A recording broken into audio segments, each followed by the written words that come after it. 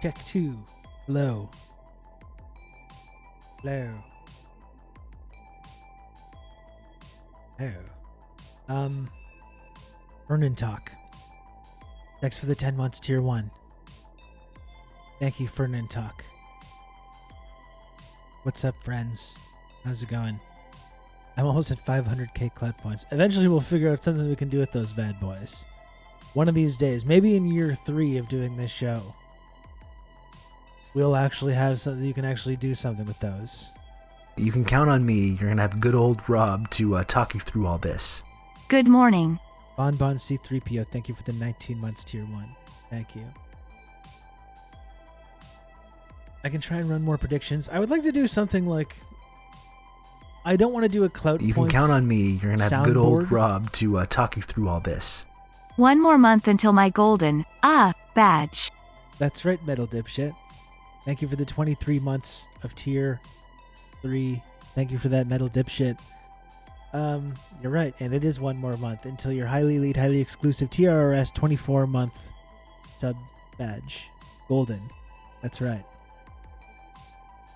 And yes, a clout point soundboard is just a recipe for disaster, especially with the amount of clout points that now some people have amassed. If I put you folks in control of like a soundboard, I don't think we'll ever have any meaningful discussion on this show ever again. I mean, not that every single discussion is meaningful. Some of the discussions are meaningful. Some of them are. Some of them are. And I feel like if I give you weirdos, you folks in the peanut gallery, control over some kind of a soundboard, I think it's just a recipe for disaster. I'm going to do a soundboard eventually, but it's going to be not that clout points aren't real. Obviously they are. We're going to need fiat though for that. If you want to interrupt me. Want to interrupt me when we're trying to say something, interrupt me with something ridiculous. That's going to cost you. No, I would love to have a soundboard. I would love to have the vulgar girl. Remember her? Do not ever speak to me of American culture again. Vulgar. I would love that. I would love that, you know? But we're not going to do cloud points for that. You will rue the day you ever implement a soundboard, I promise. Please do it, though. Again, there's going to be no cloud if I'm going to give people access to any kind of a soundboard, you're going to have to use real money to use it. I'm sorry.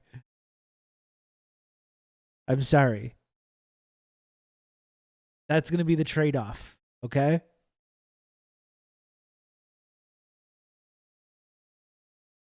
We will see. But we will find you something to do with the clout points. I think gambling them could be good. Gambling them would be all right. You know? That's a start. That's definitely a start. I don't know. We'll find something, okay? We'll figure out some productive way to incorporate those bad boys. What's up, Old Dutch? You can count on me. You're gonna have good old Rob to talk you through all this. Making my deposit at the Clout Point Bank. Thank you, Sophisticated Pills. 26 months of Prime from Sophisticated Pills. I love to see that investment strategy. Sophisticated Pills, because look at that. That's cost you nothing. 26 months of Prime, completely free of charge. Completely free of, absolutely free. I don't want to speak to other gifted subs or anything else that's gone on, but those 26 months, totally free. And look at that, you get the beautiful, elite, exclusive, golden sub badge without ever having, you don't even need to drop a dime. And that's proof positive that you can do that. It's not all been Prime, but this month is. Okay, well, I'll take it. I will take it. Thank you, Sophisticated Pills. I appreciate it. My nanny state, European Union, won't allow me to gamble with those points. God.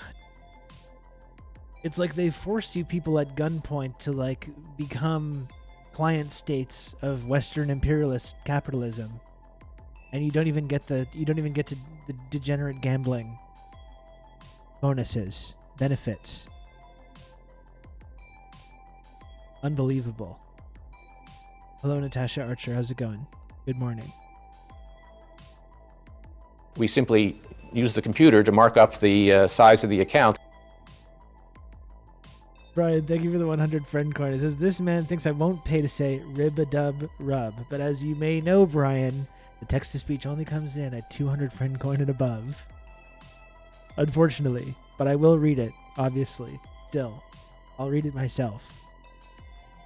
Listen, folks, I'm trying to run a business here, all right? I don't know if you think I'm doing this for fun. We simply use the computer to mark up the size of the account. Rib-a-dub-rub. Thank you, Brian. Thank you. I don't know if you think I'm doing this for fun, all right? I gotta take this shit seriously. I would pay $8 for TRRS, but remove the piss badge. Oh my god. Unbelievable. The golden badge, first of all, it's not a piss badge, as we've discussed many times. The golden badge is a sign of high status. And you know, it's an example to everybody that if you've been hanging out on this channel for over 24 months, that you're someone that has the correct viewpoints and the correct ideas. Okay? So when you appear in the chat, you've got that golden badge. Everyone knows you've been here 2 years and you have the right idea. You have the correct ideas. That's invaluable. And it is elite and exclusive. It's not just a catchphrase, okay? It's not just a catchphrase.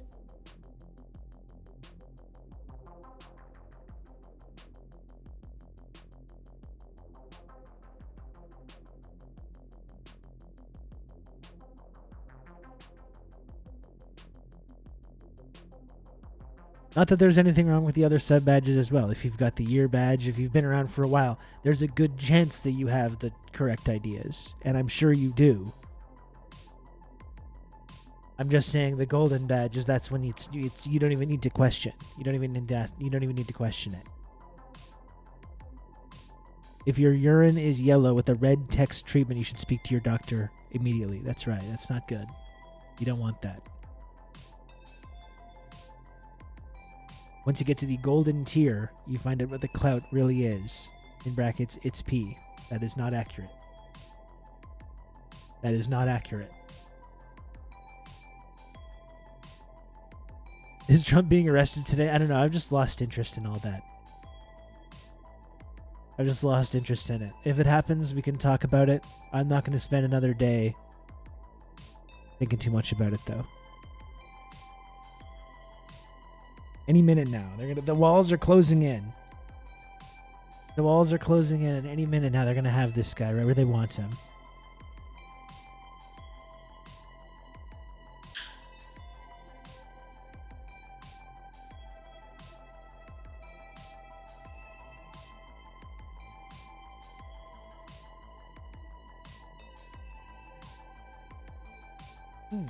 Refreshing. Chin chin, everybody.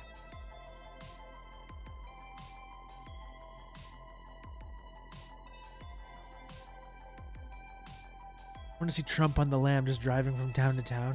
Trump in The Fugitive. Just going from town to town. Helping out where he can. Helping people with various tasks.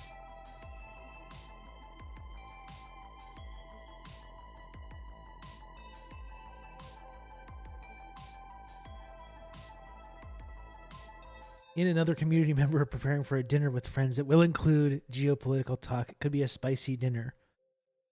Well, I think, Old Dutch, we all, from hanging out in this community and having these discussions over the last few years, I think we're all ready.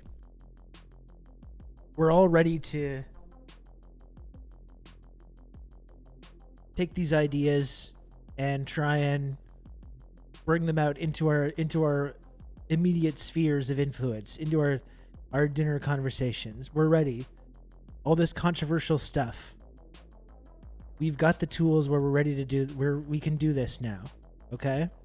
And I know folks that watch my commentary on this, you know the correct way of going about, not confrontational, right? We don't need to be dicks. We don't need to be assholes about having the correct ideas and having other people not have them, right? We can use our subtle affects. We can be civil and calm and promote ideas that maybe in our discourse could be perceived as being controversial, but which we know are actually extremely moderate. Reduce the jargon, be plain spoken. I think, you know what? I really do think, I'm going to take VJ's words to heart, don't be an asshole. Extremely valuable advice. You know, I've really tried to take that to heart myself, you know? I think talking about the map is a really good strategy for talking about geopolitics, even subjects that might be kind of uncomfortable. The map.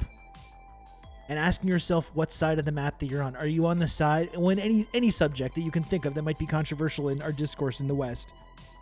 The Xinjiang and the Uyghurs stuff, Russia, Ukraine, any of these big, highly publicized kind of geopolitical trends or whatever that everyone's meant to have an opinion on, and the opinion is meant to be very obvious, and in our discourse only one side of the opinion is promoted. And you just look at the map and ask yourself, am I on the side, in terms of this specific issue, am I on the side of all the formerly colonialist countries, all the predominantly white countries? And am I on the opposite side of like the global south, the developing world, Africa, Latin America, and elsewhere in the world, which represents vastly more people? Any of these hot button issues, you can look at a map of like where the support is for these things and what the opinion is, and you'll see the clear as day, the dividing line between the West, the rules-based international order, are all the former colonial countries, and the rest of the world, which again is a vastly more significant number of people. And ask yourself, even if these ideas are unpopular in Canada, when you talk about any of these things, ask yourself though, is it actually unpopular, or am I actually in the mainstream in terms of the global population? And is it you, the person sitting across from me, are you actually advocating for a reactionary idea that upholds these like colonial structures? But even if you're doing it from some like progressive angle, you know? I think that's really valuable, because when you can feel crazy like holding these ideas that are really not popular in our society, but you realize just globally like who you're standing with when you take these positions, to me that makes it so much easier. Liberals will deny the historical contradictions between East and West. They'll say that mentality is dated. Well, I mean, they just think that for a reason, right? Because it's uncomfortable for them, because these liberals want to believe that they're taking like the most, progressive and forward-thinking and non-racist position, when in fact it's often quite the opposite. I think that's the main thing I want to stress, actually, is the Western chauvinism that's essentially the big. You can count on me. You're going to have good old Rob to talk you through all this. This one is for our Michaels. Thank you, Netlocked. Thank you for the 29 months. Year one. Doing it for the Michaels. We love it. Hey, Grom, how's it going?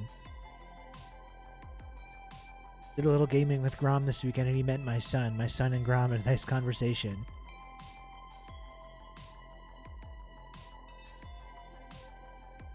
Anyway, like that's what I mean. I think when you're having especially when you're having a conversation with people that consider themselves to be progressive, I think that's a really good angle to talk about subjects that are often very controversial.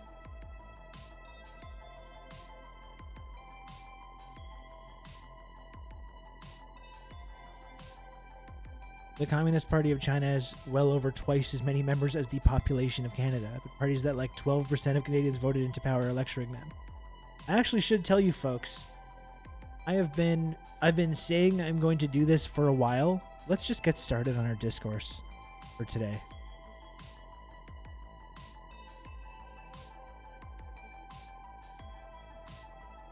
It's another one of these days. I want to keep talking about this story in Canada about Chinese electoral interference, but all of this stuff. Okay, this is all relevant. I've been saying I'm going to do this for a while, and I've been kind of putting it off. Today, I did start working on like a pitch email to send to. I'm going to send it to the Globe and Mail, but maybe some other, depending on the response there, maybe some other mainstream media publications in this country about this paranoid and xenophobic Red Scare climate that we have in Canada right now, that our media is part of. It's in our media sphere. It's in our political sphere. Are you using ChatGPT to write it? It's actually helping me with the pitch. ChatGPT I find very helpful for these kind of things. Just to get a first draft of something, you know?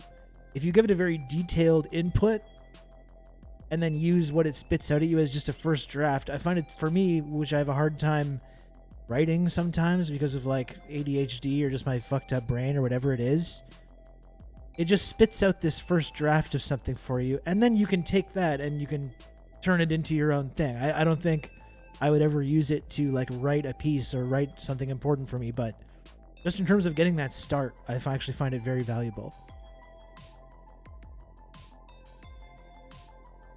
I tried to make ChatGPT to make a sonnet based on Lenin's writings, and it was very surface level, and I couldn't think of how to make it. Well, that's the thing. I don't think the technology is good enough yet, really, for that kind of thing that involves this kind of like artistic license. But for things like pitch emails, cover letters, You can count on me. You're gonna have good old anything Rob that to needs this talk kind you of through all like this. dry sort of Only 2 months approach. away from the golden badge. Thank you, Alana, very much for the 22 months tier 2. Thank you very much, Alana. 2 months away. The highly elite, highly exclusive TRRS golden sub badge.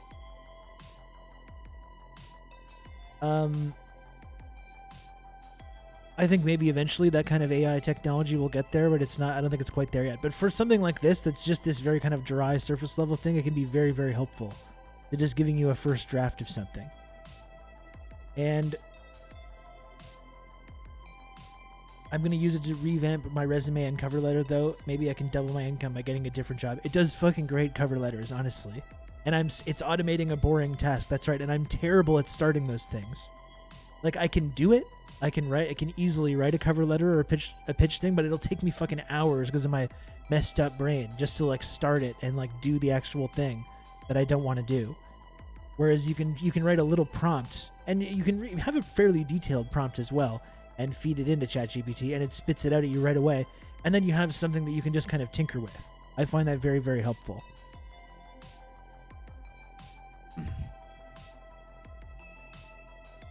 Yeah, of course writing cover letters sucks. You know? And it'll be better like once this technology improves and I can create a model and feed it things that I've written before and things that I've said before. It's going to be fantastic. I don't think we're quite there yet, though.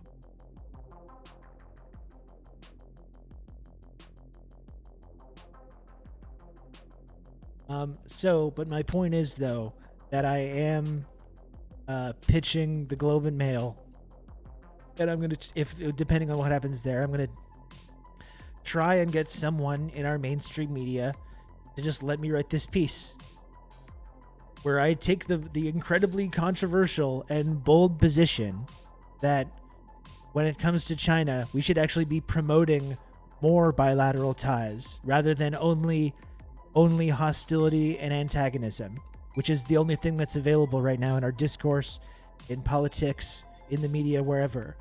Various levels of how hostile or how antagonistic we should be. I actually think we should be promoting increased bilateral ties, promoting an increased diplomatic relationship, and working together on solving these important and dangerous global crises that we're confronting, such as climate change. I recognized in our media establishment, that's a very controversial stance, but the point that I'm trying to make is that it should not be controversial.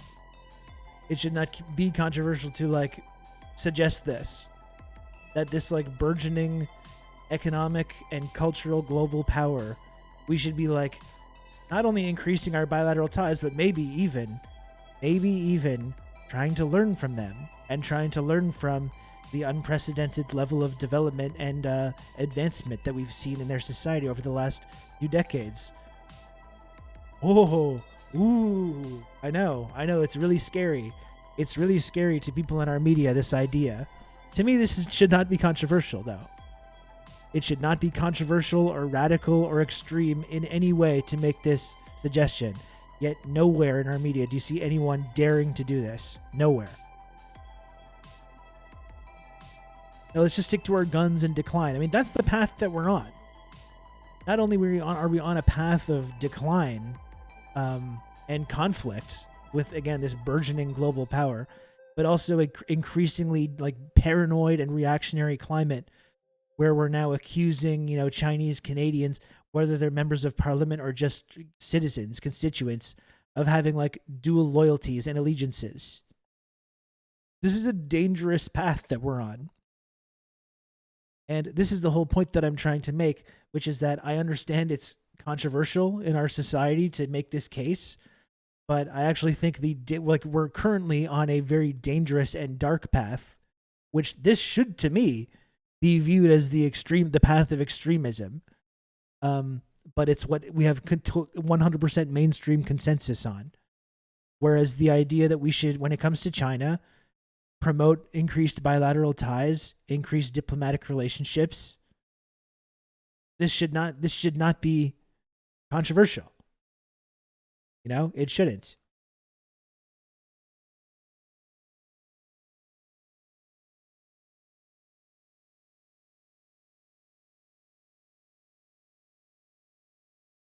Meanwhile, Singh was out there playing into this shit when he wasn't slapping Biden on the back and calling him a great union president. Yeah, exactly.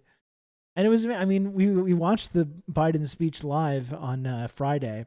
It really is amazing, though, how you see the president of the U.S. lecturing in Parliament, and they're really just like at one of their colonies, right? Like that's what it is. That's because that is exactly what's happening. It's the president going to one of the colonies and like talking about their bonds of friendship and allyship, and all the different politicians fawning all over him from across the political spectrum. They're building infrastructure in order to trade with other countries. This must be stopped. I mean, this is the point. This is what our discourse is in the media when it comes to China. Somehow it's just like, the only view we can possibly have is that they're hostile and dangerous, and we need to take this like reactionary and paranoid stance over it. We have to take this threat seriously, this threat of China. But in our discourse just assumes that this threat is there. No one that's paranoid about this can really point to anything concrete in a way that we're actually being threatened in any way by China's emergence on the global stage. We're not being threatened in any way.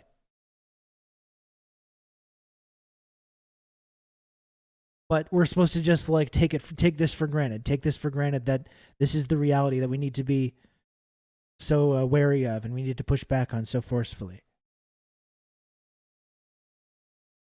So I am going to try and get published in the mainstream media in Canada and make what I think should be a non-controversial argument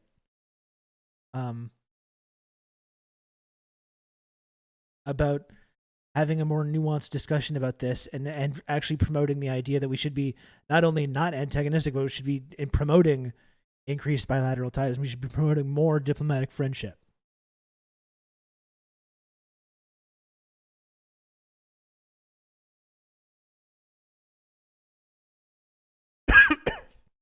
Excuse me. We'll see. And like I was saying before, even if the Globe and Mail or whoever doesn't agree with this stance, that's the second question, right? I don't care if people don't agree. I recognize that actually people across this country don't agree. What role has the media played in like manufacturing people's beliefs on this? Well, that's that's a separate discussion.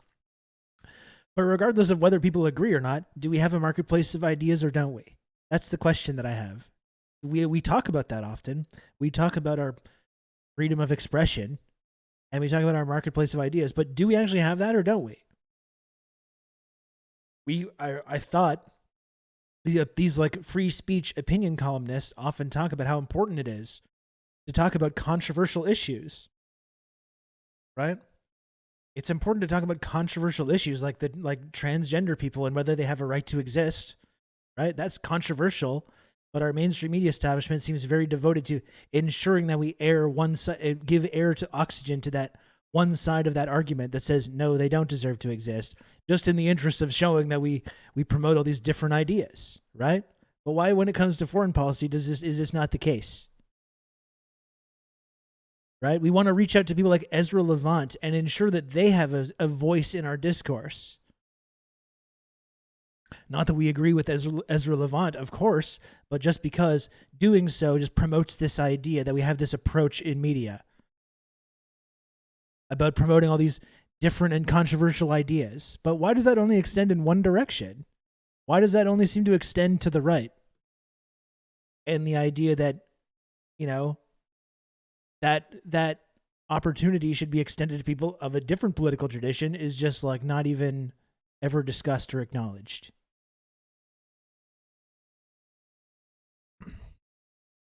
And honestly, I suspect that this is a viewpoint that other people in this country hold, and they're afraid to speak out on it because of the climate that's going on right now. I really believe that. I think there's plenty of people in this country and elsewhere that hold this opinion. And I count myself as one of these people. A few years ago, I was afraid to speak out on this too. And it's taken this 2-3 year process of doing this show and talking about these issues all the time. It's made me more comfortable talking about it. Every day I get a little bit more comfortable articulating these viewpoints. So I'm sure that there's an audience for people that are going to be receptive to this message, but someone needs to make this argument in our media. The media should be the marketplace of ideas, but they actually just operate as gatekeepers to critical thought and objective truths. Well, that's like Old Dutch. This is part of the reason that I wanted to make this effort. Because like I was saying to people, whether they agree with it or not, this will get clicks. If you want to sell newspapers or get clicks, this will get people talking about it, even if they're mad. I've got a very large media platform on social media. I've got a larger media platform on Twitter than many journalists do in this country. I have this show. I've got a couple thousand viewers every episode of this show. So people will talk about it. It doesn't mean that any of these mainstream media establishments have to support the viewpoint. But like, I have credibility as a commentator on these issues. I have a media platform. I have the ability to cogently argue this position. Whether they agree with it or not should be irrelevant.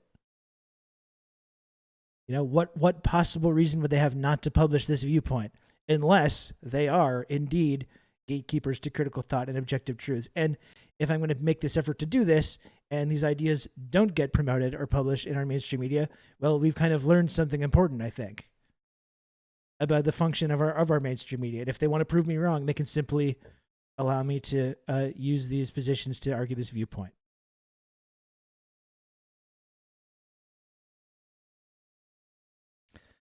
So this is something that I've been talking about doing for a while now, and I've been putting off, but I did start working on the pitch today. So later today or tomorrow, I'm going to make this pitch and make this case to people in our mainstream media about why they should publish my viewpoint on this.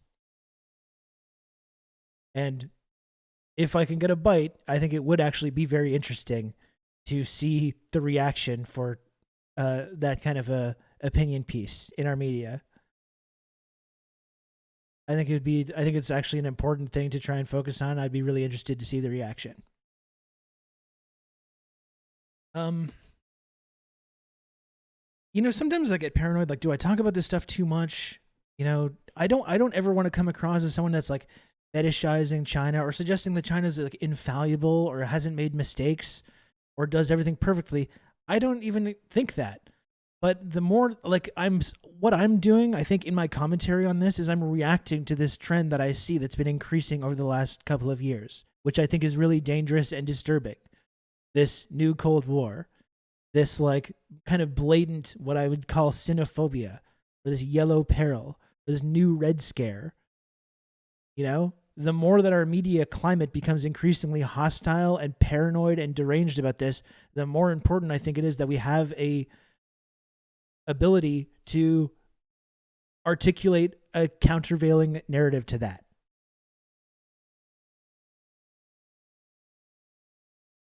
I think I missed who you sent the pitch to. Did you approach any of the more reactionary media? I'm not finished writing the email yet. I'm going to try to pitch it to the Globe and Mail.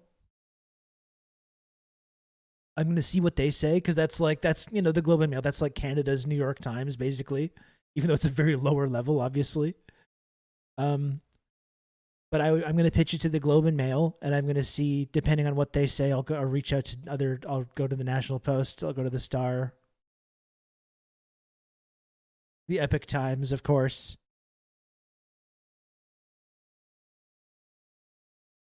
I'm biased, obviously, but I think you do a good job of offering the usual disclaimers that are frustrating to have to repeat, but we all end up doing it.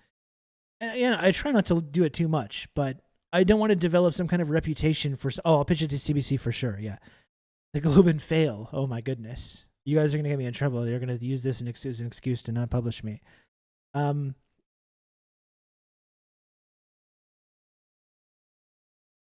I don't want to develop some reputation as someone that just like completely uncritically thinks that everything that China does is great.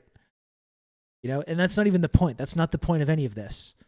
But I do think we need to push back on this narrative, this very paranoid and reactionary sort of climate we have developing about this.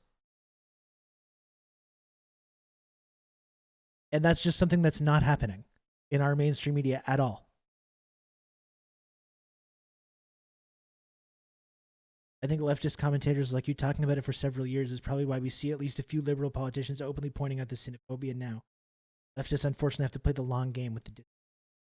Yeah, well, that I think is like the ultimate scenario where I think this kind of thing could have a positive impact. Is because you open, like I said, it's not just about me, but it's about signaling to others that maybe are. Receptive to this kind of message, that it's like, it's okay to hold this position, whether you're a politician or whether you're just an average person. It is okay. Like, it's not controversial to think that like we shouldn't go down this path of conflict and World War III. It's actually sane and moderate and promotes peace and stability to articulate something other than that. But you need to create a space where people feel comfortable articulating that position. Because right now people, and again, I felt this way a couple years ago. Oh, I can't speak out about this. What are people going to say about me? They're saying I'm going to support authoritarianism. They're going to say I support genocide. They're going to say I support human rights violations or what have you. You support this techno-dystopian, authoritarian sweatshop of the world or whatever it is that people say. And so people don't feel comfortable saying anything about it.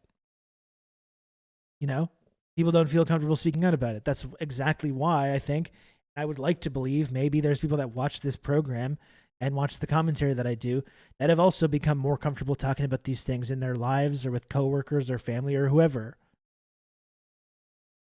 I think it's really important to make it okay for people, to normalize having these kinds of opinions.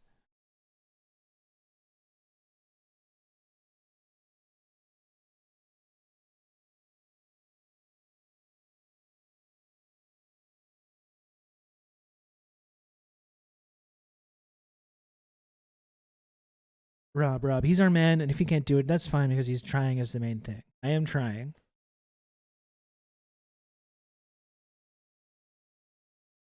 I think that is an important part of speaking with courage and conviction on these matters. And that's exactly why also, Brian, like you see people going like, no, not that I support China. And of course they do all these terrible things, and then they push back on the climate, right?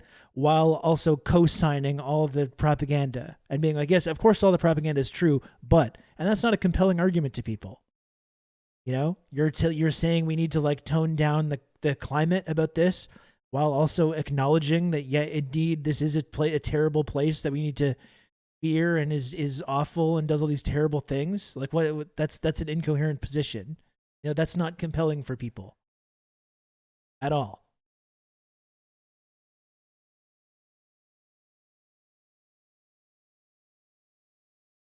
Media's job right now is to make any positive conversation about China untenable. Yeah, and I believe that, Marty, as well. And that's exactly why I want to start trying to use the platform that I have to make this case. Like I said, there's no real reason that any of these publications would say no to this kind of a story or this kind of an opinion piece. You know, I'm not just some amateur. I have a platform. I have the ability to make these arguments. I have experience in writing and doing commentary. Like I said, I've got a larger platform than most of the journalists, people that write for the Globe and Mail in this fucking country.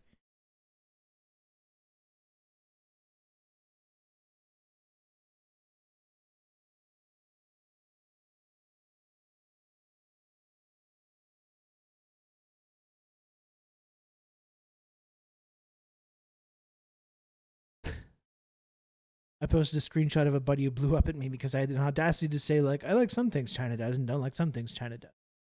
And again, this is an issue, like I was saying before, this is an issue where I think the map is very, very instructive.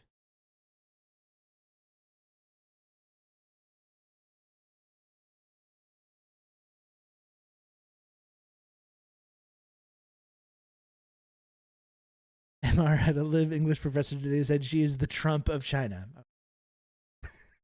Okay. Sure.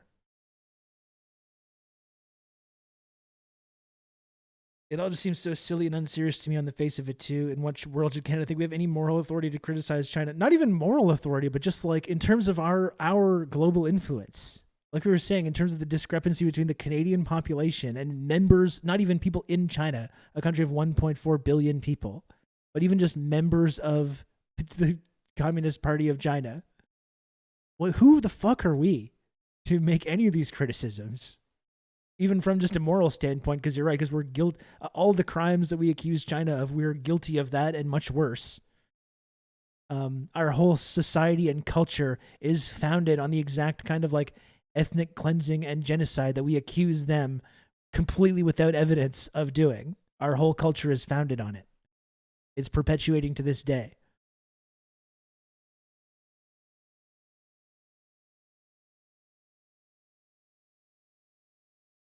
Just unfollowed Denims because she's doing the whole China genocide BS too, apparently. Hassan is a toddler-brained opportunist. I really feel like there's people that have good values. I think Hassan has a lot of great values, especially when it comes to foreign policy. But I think there's a sort of level of, there's like this discourse where people get totally convinced of these ideas, and then people get this kind of like audience capture where if they say things that are contrary to this narrative, it pisses off all these people in their audience that believe it. They see a drop in views or donations or whatever, and then they hold these views themselves because that's like economically the best decision, even if they're not aware of this kind of process.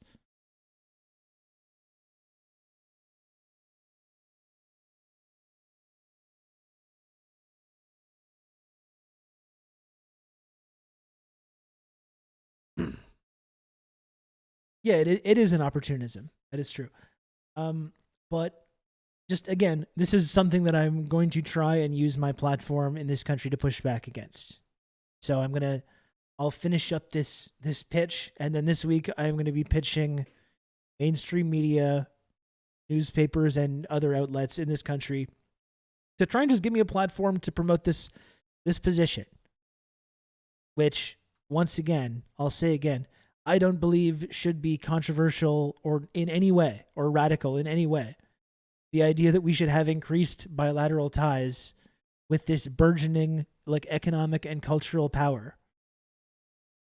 The idea that we should not have this climate of paranoia and hostility, and in fact should be trying to not only promote further diplomatic ties, but again, try and maybe learn from how China has achieved the historic level of development that they've achieved over the last couple of decades. This, I don't think, should be a controversial stance. I know it is. It is in our discourse. I don't think it should be. I think this is actually the sane, moderate viewpoint. But in our like marketplace of ideas, in our precious like free expression and free speech society that we live in, that we love to lecture everyone about, This viewpoint is just not ever articulated.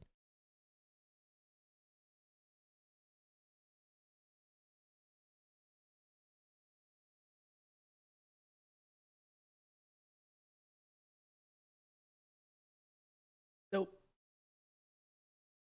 let's use that as a jumping off point to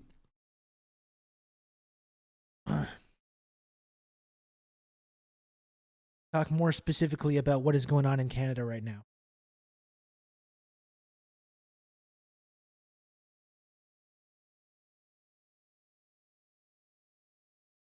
As it pertains to this Scooper Cooper story and MP Han Dong, who's basically been accused of like dual allegiances. Right? This is the climate that everyone's like promoting and supporting. I thought it was extremely disturbing last week watching that Han Dong resignation speech from the Liberal caucus when he's like crying and insisting that he's a loyal Canadian. I don't know if anyone didn't find that fucking chilling about where we're going in terms of our discourse and our society and our culture. I genuinely don't know how to convince you how scary that should be. Amy Klobuchar, Anakin Skywalker, and the two Michaels walk into the National Arts Center. I saw Stu hanging out with friend of the show, Stu. Left hand Stu hanging out with Amy and the two Michaels. Hobnobbing with all the elites. So there's two things about this story that I wanted to take a look at. Stu is Michael. He's actually physically touched one of the Michaels. That's fucking incredible. I was shocked how fast the Red Scare propaganda escalated. Well, that's the thing. I can't say I'm shocked because this is something that I've been talking about a lot now. Like I've been spending hours, like 2.5 years, basically talking about this. This is one of the first this has been the main sort of through line of all the coverage that we've been doing of geopolitical affairs on this program over the last 2.5 years or so. This new Cold War, the new Red Scare.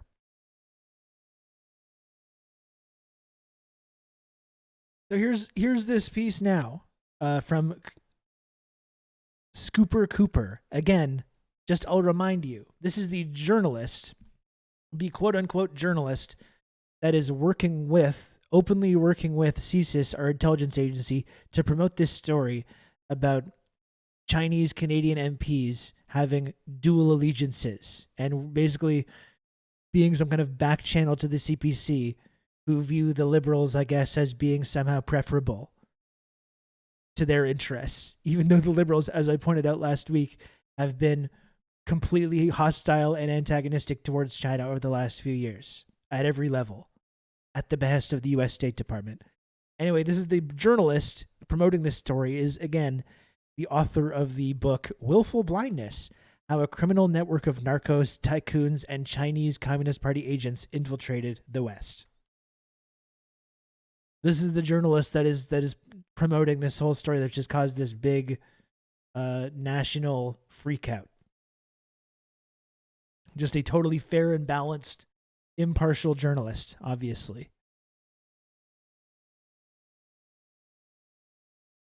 It was very chilling and sad, but not surprised when I saw the string of anti-Asian murderous attacks. I was reminded of what I went through and others during 9/11.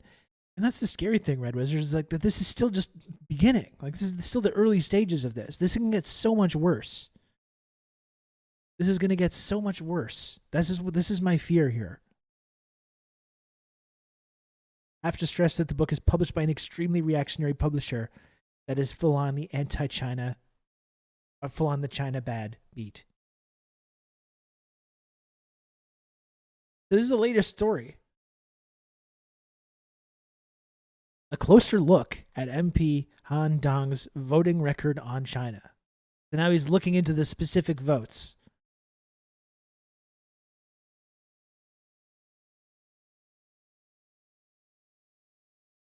Looks like there's a video segment on this. Let's take a look at this.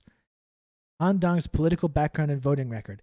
And also, I would like to stress again that none of my commentary about this has anything to do with defending this specific guy, Han Dong, or the Liberal Party. I don't know anything about this guy in terms of his political beliefs. as a liberal, I kind of doubt that he's taking some kind of like pro-China stance or anything like that. Or doing anything other than like going along with the overwhelming political consensus in this country. So taking a look now at MP Han Dong's political background and voting record, it's not about defending this specific person, but it's about pushing back on this climate of Red Scare hysteria and paranoia, which is now just fully taken over our discourse entirely. Let's see this. Don Valley North, where residents of Chinese origin make up the largest ethnic group and largest voting bloc. And it's also where in 2019, Chinese-Canadian Han Dong was elected to the Federal Liberal Party. I want to thank them for choosing me, for believing in me. Born in Shanghai, Dong moved to Toronto as a teenager. He worked in marketing before switching to politics, first elected as a member of the Ontario Liberal Party in 2014. A proud member of the Chinese community, he denies having any loyalty to the Chinese Communist Party. Look, I've... So, yeah, in other words, dual loyalty, right? Let's just call that what it is. voted to condemn China. Dong says he's cast several votes in Parliament that could be considered hostile to China, including voting to include Taiwan in the World Health Organization. I think my record stands on itself. But that record also includes voting with the majority of Liberal MPs against a Conservative motion in 2020 that called on the government to take action against China's growing foreign operations in Canada. Dong also abstained from 2 votes declaring Beijing's treatment of Muslim Uyghurs a genocide. In the first, the entire Liberal cabinet abstained.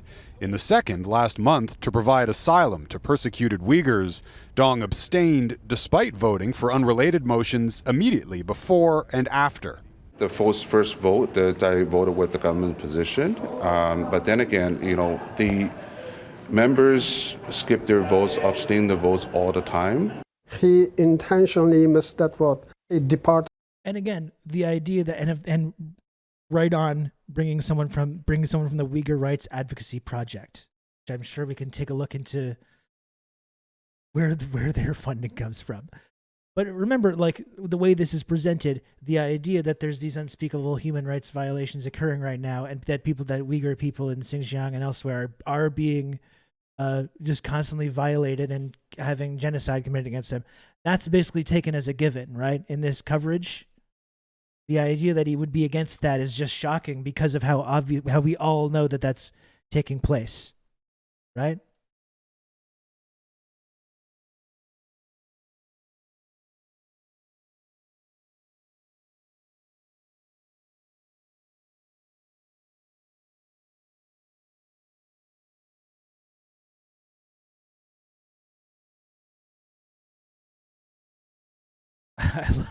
I love the West's ability to manufacture a story with the express intention to exploit it.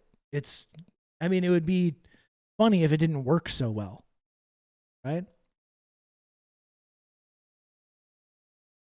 This and the TikTok hearing come across as racist show trials, particularly because they're targeting liberals. It isn't ideological, it's just xenophobia and xenophobia.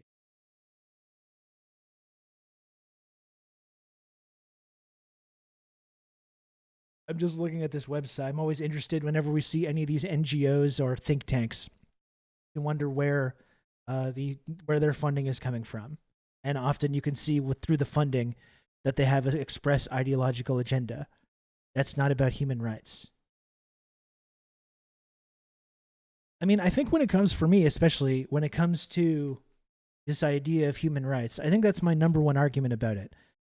Not that human rights aren't important, but I don't believe any of these accusations about China when it comes to Xinjiang or Hong Kong or Tibet or whatever. I don't think any of these accusations have really anything to do with caring about anyone's human rights. Not only do I not think that, but I don't think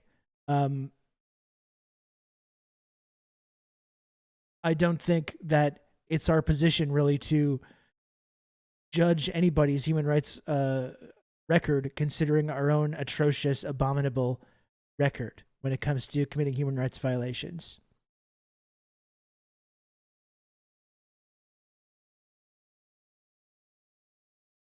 The first line.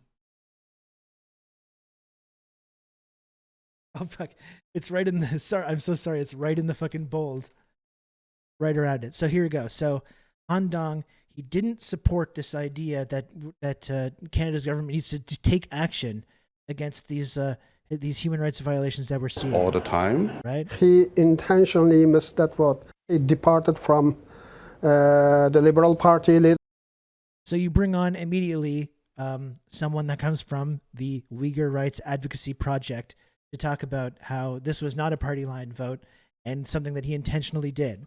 Well, what's the Uyghur Rights Advocacy Project? Well, it says right here in our mission, first line, Uyghur Rights Advocacy Project has commenced its advocacy work on May 1st, 2020, with the grant provided by the National Endowment for Democracy. Right, it's right there in the opening paragraph, which is, of course, linked to the CIA and the U.S. State Department. Which begs the question as well, who's politically interfering in our discourse and our politics and our democracy? When you have Ned-sponsored human rights groups, which are the first people that are invited to weigh in on these things. That's my point, Fart Party. Like, not only do we not have a moral leg to stand on to lecture anyone about human rights, but I don't believe any of these accusations have anything to do with human rights in the first place. All of this climate, all of this like antagonism and hostility towards China, it has nothing to do with caring about anyone's sovereignty or human rights or any of that bullshit. It's about power. And it's about the shifting geopolitical landscape. It's about an emerging economic power that's rivaling our, we're a client state of the US, and their burgeoning economic power is rivaling their ability to have this iron-fisted global hegemony. That's all. That's what it's about. That's what it's about. It's not about human rights. It's not about protecting Uyghur people from being persecuted. It's not about protecting Tibetan culture. It's not about ensuring that Taiwan remains a sovereign democracy. No. It isn't. And it's childish to assume that it is. It's about a emerging economic power that's challenging Western hegemony over the entire world, and that's unacceptable to us. And because we can't actually say that, we've got to couch that kind of criticism in this progressive, altruistic language about human rights. Okay? And that's total bullshit. I'm going to take a look at Han Dong's statement after this. So, very worthwhile, right? So not only it just takes this idea that Uyghurs are being persecuted, promotes it as just being totally factual, something that we all recognize is true, right?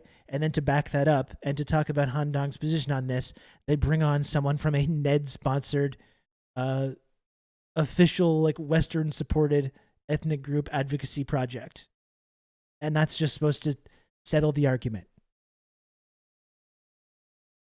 And I'm sorry. I know this is like makes people uncomfortable.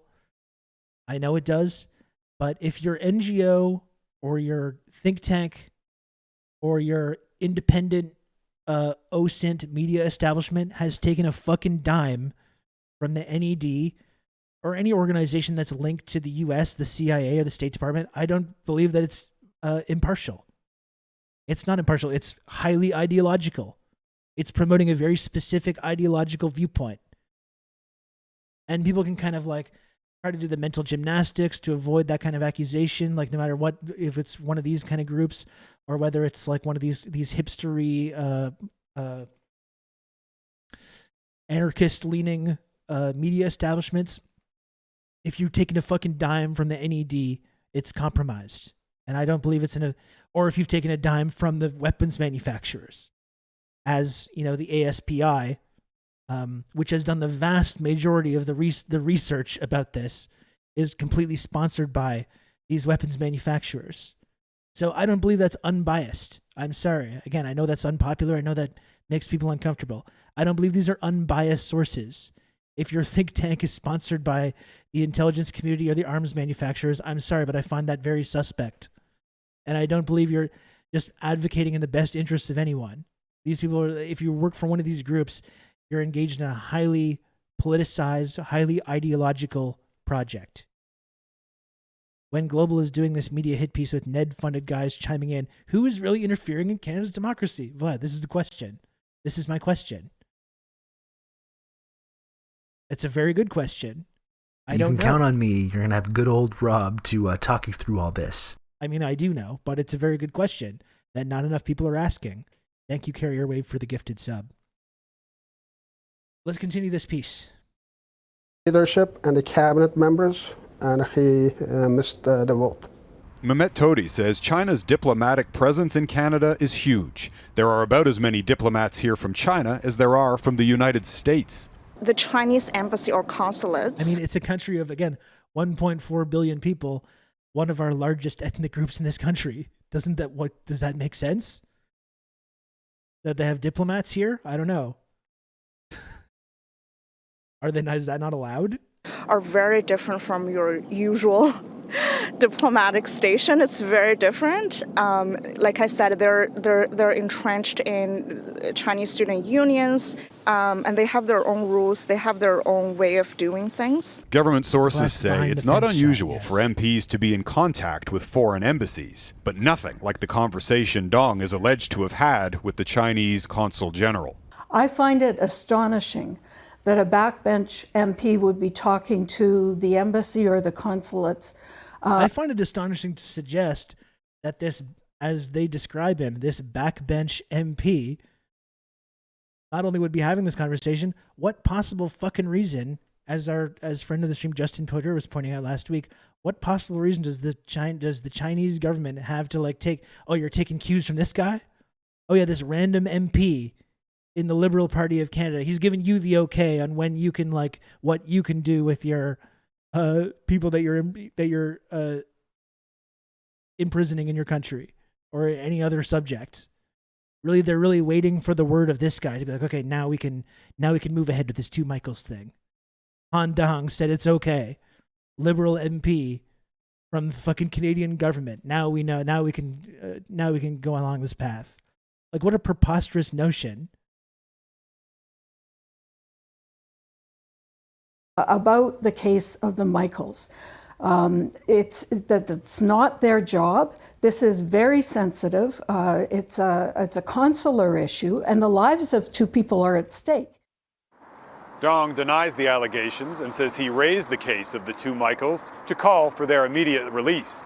Now, back in 2019, before the federal election, Dong was invited to attend a candidate's online debate. And he was asked why he hadn't made any public statements about the two Michaels. The debate moderator says he didn't answer the question and changed the subject. Donna? All right, Jeff Semple in Toronto, thanks. Great. Okay, so that's our coverage of this story. He didn't talk enough about G Cluppy. This man didn't even mention the Michaels. He's barely even talking about them.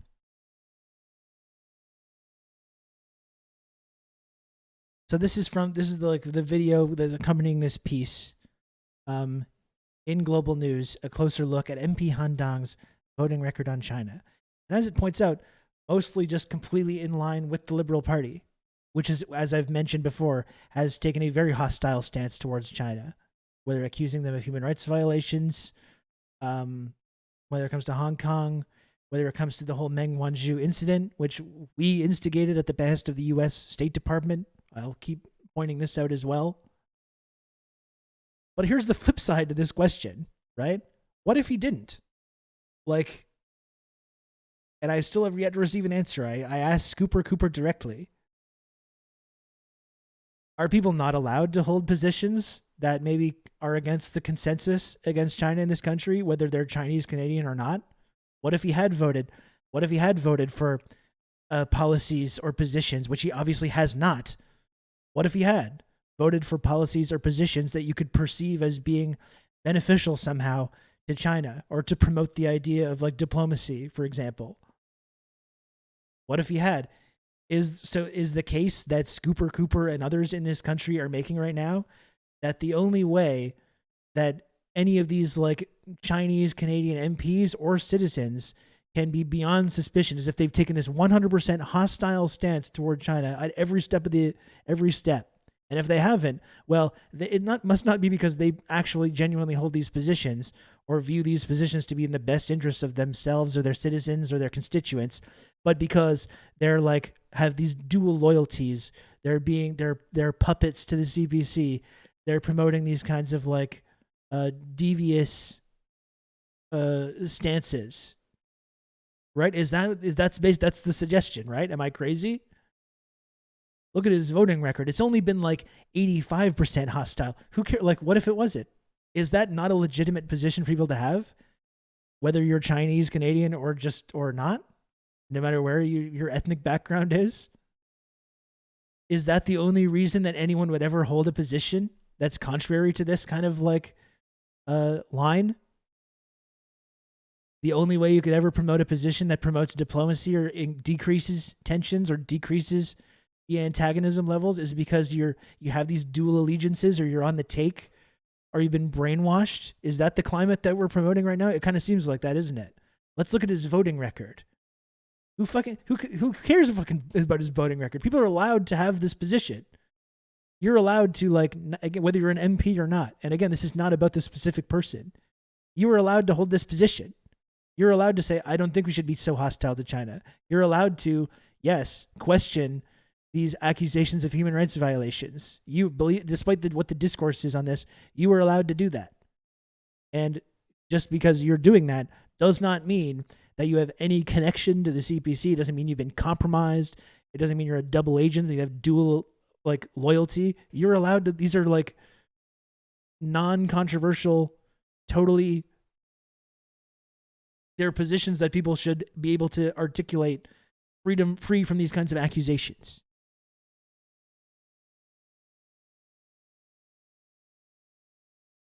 You know, for instance, if we went to every single Jewish MP and started saying, let's look at their voting record here and which votes they've taken with as it pertains to Israel, and if they've voted to promote Israel, do they have kind of dual loyalty or dual allegiances? We would correctly recognize that as being anti-Semitism, of course. Right? And we would never do that. But when it's a Chinese Canadian, when it's a Chinese MP, then it's okay. Then we've got to ask these tough questions about their voting records and where their allegiances truly lie. Does anyone else think that's maybe a little bit dangerous? I think it is.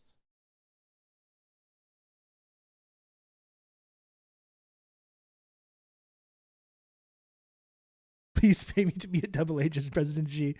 Well, and again, if anyone's watching this, if you're watching this, if you think this guy must be paid by the CPC to say these things, I assure you I'm not. If I was, though, I wouldn't be shy about it. I would be happy to tell anybody about that would want to listen. In fact, if anyone from the CPC is watching and wants to, since I'm doing this pro bono, if anyone wants to give me a little grant or a little something to help me pay the bills, I would be happy to listen to what you have to say. I'll tell you that much. But no, as of yet, that's not happening. I'm doing this completely of my own volition. My own will and volition.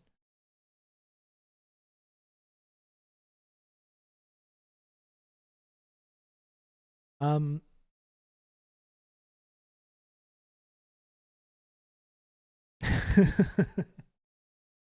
mean, it's the same kind of thing with Russia and Ukraine, right? It's like this person can't be taken seriously because they've held this position that they support, they support the Russian government, or they don't take this 100% hostile and antagonistic position when it comes to Russia, or they've promoted this Kremlin-aligned viewpoint about NATO or about any of these kind of arguments about Ukrainian fascists or the role that the CIA has played in that. You can't take them seriously. But again, even no matter what your personal opinion is that like not a legitimate stance to have in our culture? It's not like, that's not just like, do we have a marketplace of ideas? Can you not just articulate that idea without being accused of being like some kind of spy? And again, it goes back to the map. These are actually like totally non-controversial views. Or we could never have, China could never play a role in these peace talks in Ukraine because they're allies with Russia. Whereas we, as allies with Ukraine and enemies of Russia, we can play that role, of course. Right? Like, I don't know why holding these views just disqualifies someone from participating in our political discourse in this country. Just a cup of coffee, see where things go. Who loses in that? It's just a conversation. The energy drink to foreign agent pipeline. But you know what I mean, though? It's like, so if you're a Chinese Canadian MP, this is the message that's being sent to any Chinese Canadian like person in politics and really any citizen at all. If you ever hold a viewpoint, if you ever publicly articulate a viewpoint that can be perceived in any way as like promoting diplomacy with China, in pushing back on the antagonism, on asking questions about these human rights abuses, you can't do that, because if you do, you will be accused by our intelligence agencies, CSIS, along with their journalist allies, of having these kinds of dual loyalties. That's what's being the climate that's being established here. So, of course, none of these people are against Chinese Canadians or have any issues or want to contribute to xenophobia or anti-Asian hatred. Of course, anything like that. They're simply saying that if you are Chinese Canadian, if you're part of the Chinese diaspora, or if you're an MP or whatever, you simply must take this 100% hostile stance at all times towards China and the Chinese government, or else there's going to be these accusations. These kinds of accusations about who do you really support, who your allegiance is really to. That's the climate right now that is being established. And I would ask people, regardless of what your personal stance on this, whether that's something that they feel comfortable with.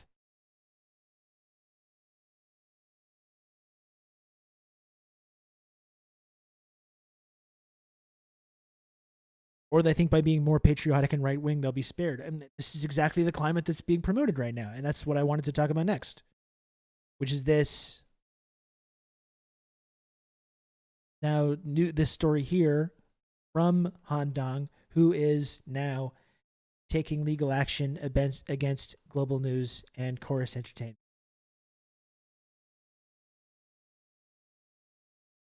So read this letter here from Han Dong as he makes this announcement. He says, yes, I'm taking legal action against Global News and Chorus Entertainment. You gotta love when the loyalty tests come out. This is what's going on right now, and people are cheerleading it. Hollywood coat, right? People are encouraging this.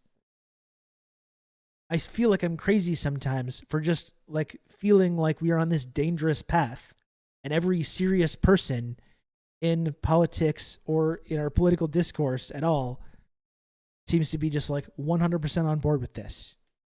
This is exactly why I think it's important to talk about. And dumping on China with the usual talking points. This is what I wanted to get to. You know, it's not just some people, it is everyone. It's our entire media establishment cheering it on. He says, yes, I'm taking legal action against Global News and Chorus Entertainment. I've retained a lawyer to begin legal action to its fullest extent. My father arrived in Canada in August 1989, 2 months after Tiananmen Square. In 1970, my father was sent to the May 7th Cadre School, re-education camp, during the Cultural Revolution and subjected to forced labor and 24-hour surveillance for almost an entire year. In that experience, my father knew there was no future left for him in China. As a result, in 1990, my father brought me, my sister, and my mother to Canada to begin a new life. The trauma left on my father is one of the compelling reasons why, as co-chair of the Canada-China Legislative Association and a member of Parliament, I took every available opportunity to advocate on behalf of Michael Kovrig and Michael Spavor and to call for their immediate release. It's inconceivable that I would ever suggest a falsely accused individual should spend an extra minute in jail. Canada has given my family the opportunity to succeed. Despite the abuse and shame my family has suffered over the last few weeks, I truly believe that my parents have made the right decision to come to Canada. Now again, this speaks to this climate that's being established. So now Han Dong is defending himself from these kinds of accusations, but in doing so is also reaffirming every single narrative about China and saying, yes, China is bad. Don't worry. I'm one of the good ones. You can trust me. I'm not working on behalf of China. I hate China. My father was tortured in China, and I would never dream of saying anything positive or doing anything positive. And so this discourse is going to go along like, okay, well, I guess maybe we can accept this guy as being, take him at his word that he supports these things. But like, this is the climate that is being established here, right? He's been accused publicly of having these kind of dual loyalties, and now in an effort to defend himself, he's out there reaffirming all these narratives about China and insisting that he can be trusted, that he's loyal to Canada, and that he supports and agrees with this hostile climate. right? So this is the message that's being sent. This is the message that's being sent right now to all Chinese Canadians right now in the diaspora or in our media establishment or wherever. You know, there's nothing wrong with being Chinese Canadian as long as you never step out of line. Don't question this current climate against China. Don't question about any of our policies of hostility and antagonism. Don't say anything positive about China, about anything that it's ever done. As long as you don't step out of line, maybe you'll be okay. And we'll even see whether he will be okay.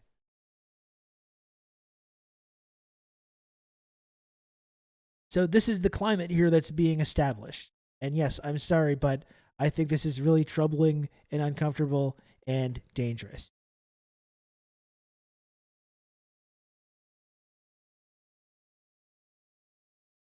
You know, I think there should be space to have an actual nuanced discussion about this. And we're creating this climate of fear and paranoia where no one, not people in the Chinese Canadian diaspora or anyone else for that matter, is going to feel comfortable articulating these things, because as the moment you do, especially if you're Chinese Canadian, or really if you're just part of the Asian diaspora, because it's not like people actually fucking check. If you ever say anything positive at all or push back on this climate of hostility, you're going to be accused of basically having like dual allegiances, dual loyalties. This is where this is going.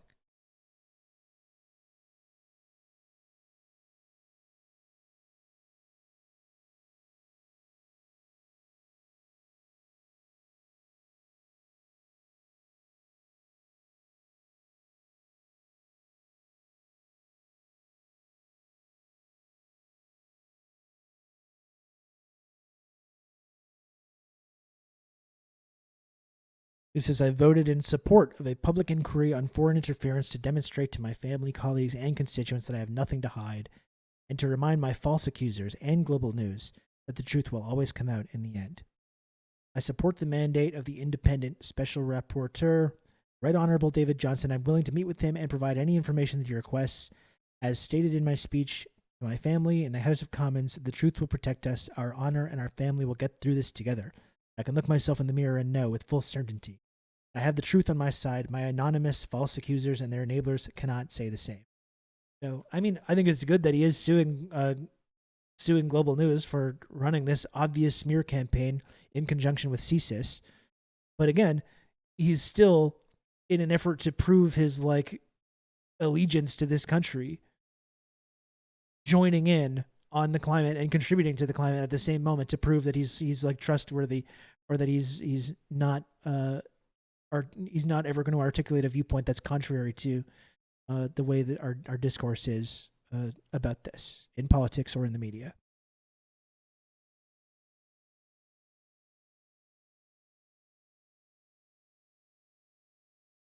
So that's it.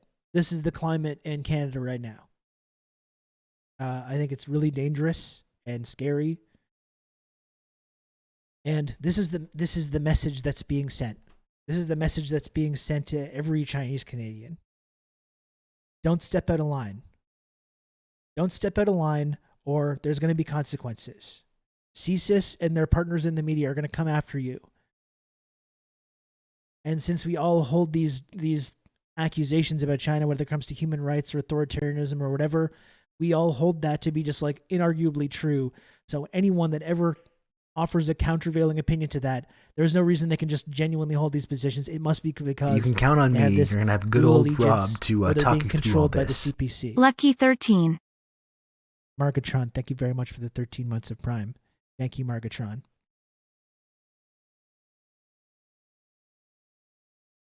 Yeah, and I think it's very interesting, especially when it comes to these accusations about the Uyghurs, that the first person that they bring on to suggest that, you know, he has a problem there is someone from a NED-sponsored Uyghur advocacy group, which I'm sorry, again, whether you're talking about one of these official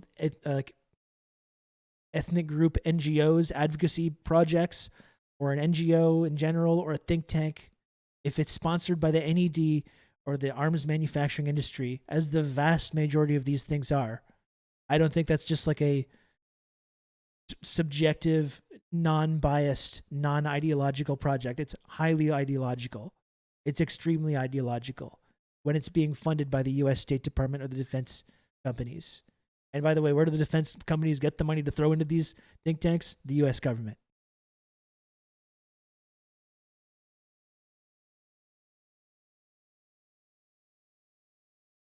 Fucking shameful, racist ass fake country that likes to act like some hokey, welcoming, diverse, progressive democracy. Such a joke. I hate it here right now.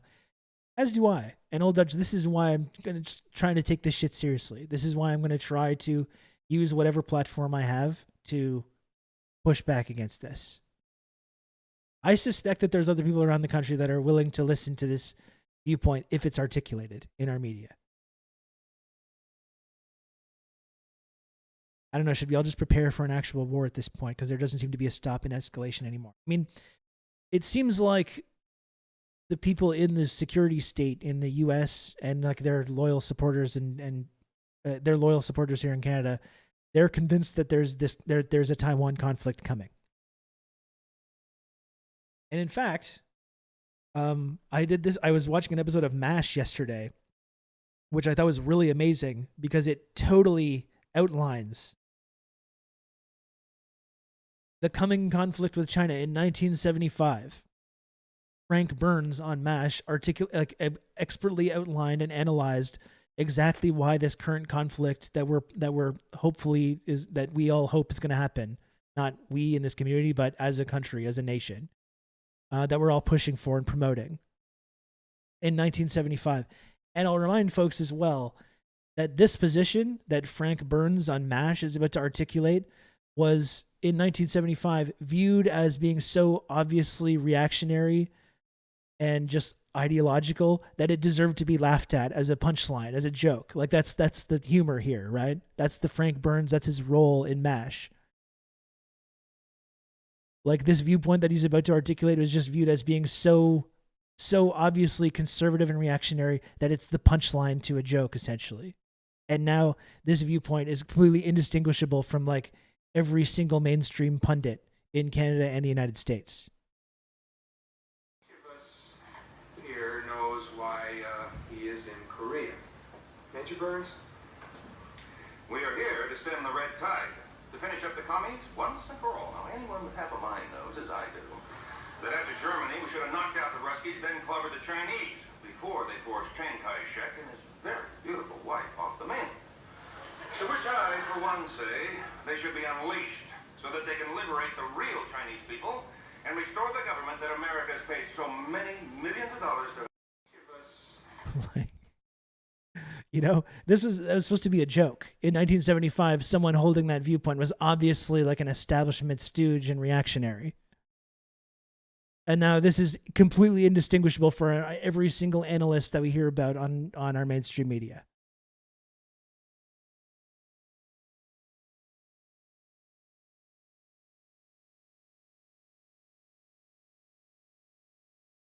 This is a great episode. I've been really enjoying getting back into MASH. I kind of took a break for a few months now. It's a great show to just throw on like when you just want to kill 25 minutes.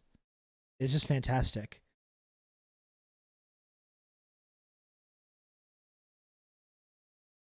Yeah, all the warnings from the past just became inspiration. Like the dystopic company-controlled nations that formed from 80s cyberpunk. It's true.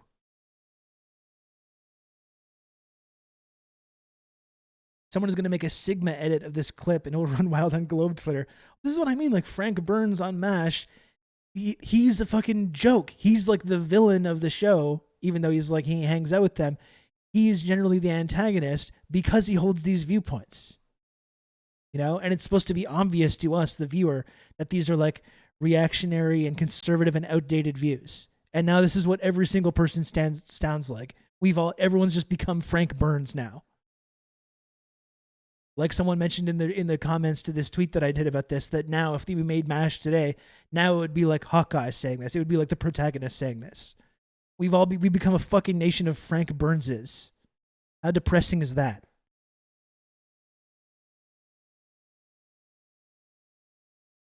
How depressing is that?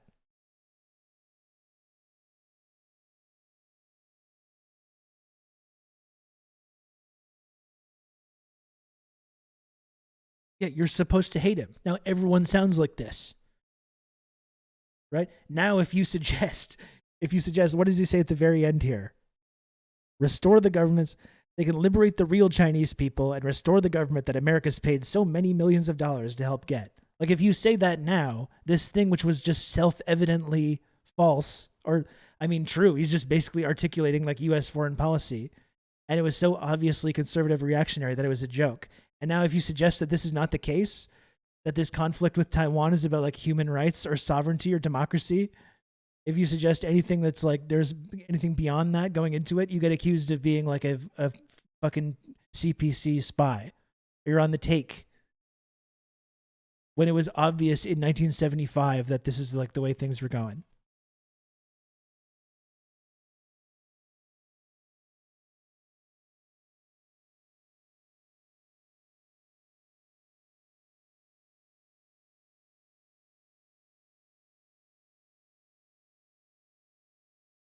Wondering if we can watch now some longer video content. I've been talking about this. I've been talking about this now for an hour, pretty straight. So maybe now I can throw on some kind of video content, longer video content. I would remind people though, just very briefly, that if you do at all agree with me that it's important that there's space in our discourse in this country to push back on this kind of narrative, You've just become an elite member of the Friendship Triangle. Brian, I'm speaking. Don't interrupt. Come on, Brian. Don't interrupt me with the 5 gifted subs. Very rude. Very rude, Brian. If you agree, if you think it's important for me, thank you for the 5 gifted subs, Brian, aka Lennon Smesh. I really appreciate it. If you do think it's important to articulate these kind of views or to carve out a little space where we can push back on this You've just become an narrative, elite member of the Friendship Triangle. Jesus Christ. Getting interrupted now. Calm Like a Tom interrupted me again. Thank you, Calm Like a Tom, for the 5 gifted subs. I really appreciate it. I really appreciate it. Just maybe hold off for a few moments. If you do think it's important to carve out a space where we can push back against this, what I think is a really hostile and dangerous, paranoid climate of red scare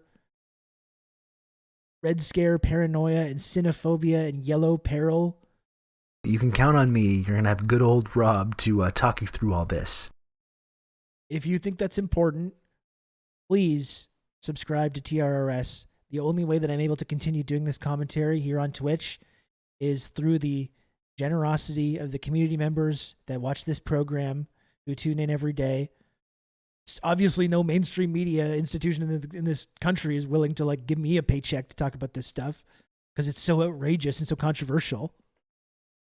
So the only way that I'm able to do it is through the endless generosity of our community members, such as Brian, aka Lennon Smesh, such as Calm Like a Tom, such as our friend Diego. Thank you, Diego, for the gifted sub as well. The only way that I'm able to do this commentary is through the support of the people in this community. Only caught the end of your talking about it, but I feel more informed. I love to hear that. Lychee Peaches. I love to hear that. Thank you very much. We simply use the computer to mark up the size of the account. 70 daily rub slubs equals rub a dub dub rib debating in a tub. Thank you, Brian, for the 200 friend coin. And another Rob, thing that can you stop talking? I'm trying to listen to the sound alerts from people subbing. G Clippy, thank you very, very much. Not thank you for interrupting me and owning me like this. I do appreciate the 1,000 friend coin. If we could all just wait till I'm finished to do this, though, that would be much appreciated.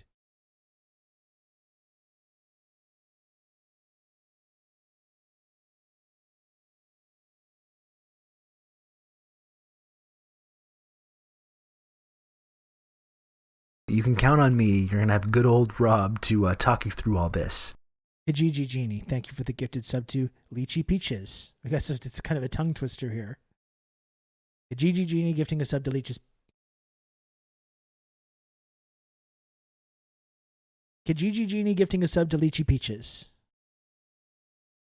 Thank you very much, Kijiji Genie.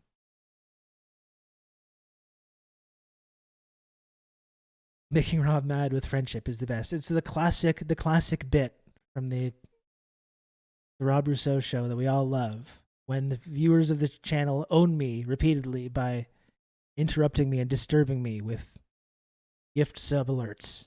The thing that I hate so much. It just drives me up the wall. That kind of thing. So we do have a hype train going, folks.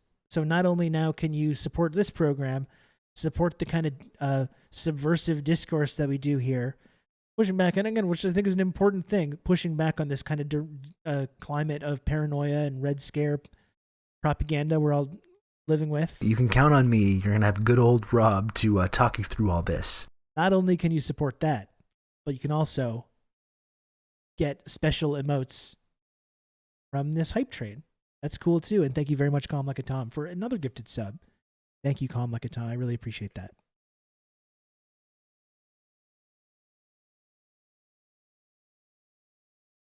You can count on me. You're going to have good old Rob to talk you through all this. Goodness. Lennon Smash, thank you for the 2 gifted subs as well. Geez. It seems like we've got a little bit of a showdown in terms of the weekly gifted subs. Can we watch the Rewald clip from the Discord? Yes, we can. I really enjoyed that. And he makes some really amazing content too.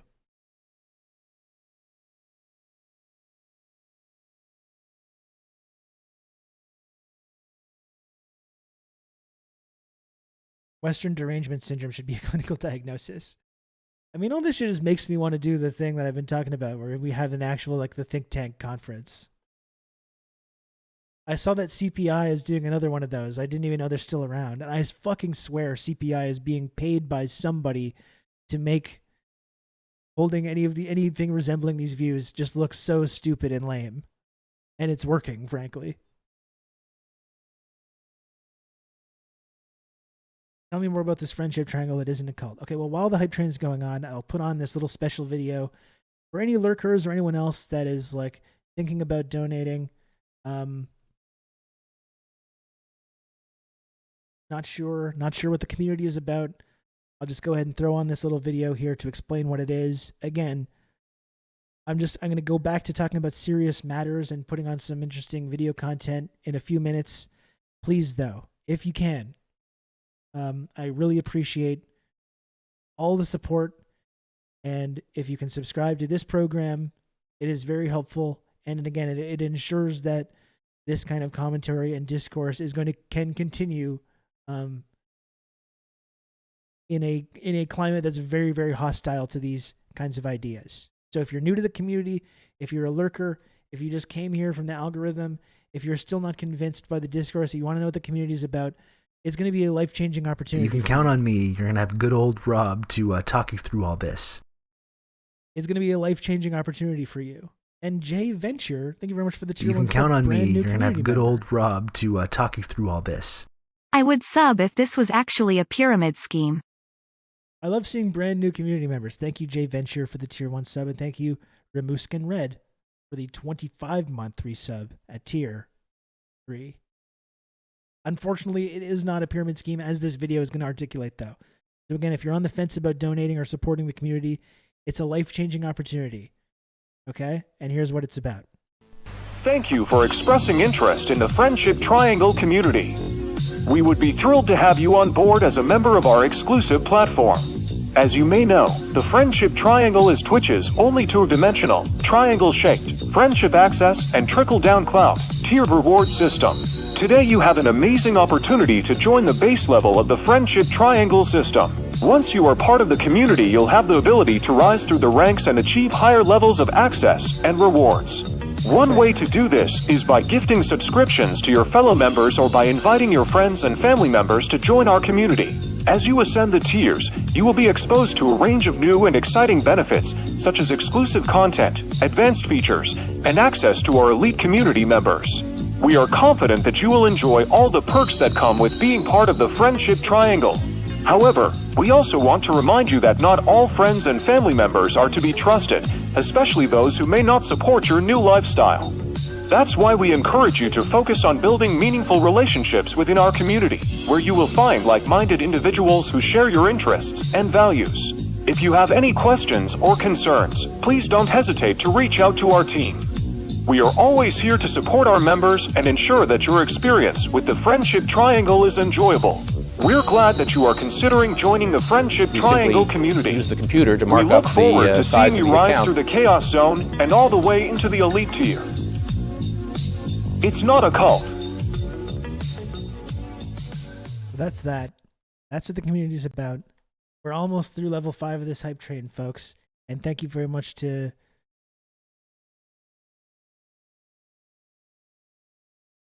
Proletariat for the 100 friend coin. Just reiterating, not a cult. It's not. It isn't. It isn't. I'm not sure it's not a cult or a psyop. It's neither of those things. It's not a cult. It's not a pyramid scheme. It's certainly not a psyop. Okay? It's a triangular, two-dimensional friendship access and trickle-down clout tiered reward system. That's all. And really just two generous chatters could, in theory, I would tell you if it was a psyop, exactly. Could, in theory, get us to the sub goal for today. In theory. I'm not telling anyone what to do. Even one generous chatter could not only get to the sub goal for today, but also trigger the amazing, exclusive 10 gifted sub alert, which everyone loves. Everyone loves it. Very rare, very rarely seen, but sometimes seen. I'm not telling anyone what to do. I'm simply saying that that's a possibility. And if you're lurking, if you're just watching this channel, I will get through this segment very soon, and I will go back to doing important discourse and commentary. Okay. This is the nature of being a Twitch streamer. You gotta spend some time every day doing a little business. That's why I try to do it in at least a funny and entertaining way, as with this absolutely ridiculous video that I created. Can we get a picture of the worm, Rob? Yes, we can. Absolutely. Yeah. I can just put that on the screen and then put the audio from the video as well. One more time. Are there a few generous Expressing interest in the get us there?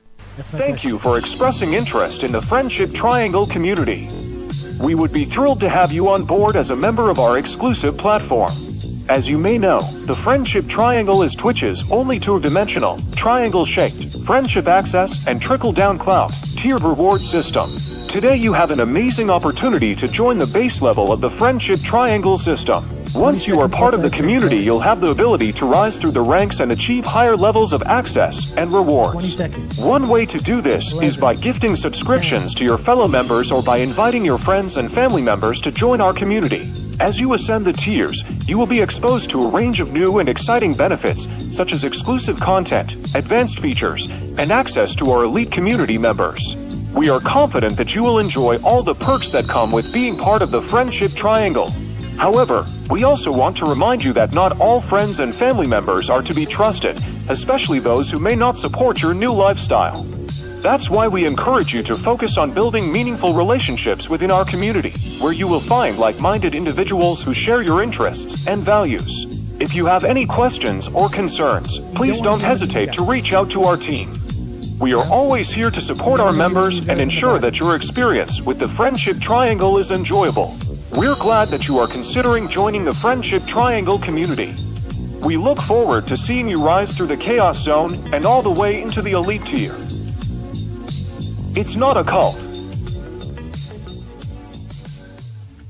Thank you very much, everyone, for subscribing. I really appreciate it. Okay, now here we go. Toy boat, toy boat, toy boat, toy boat.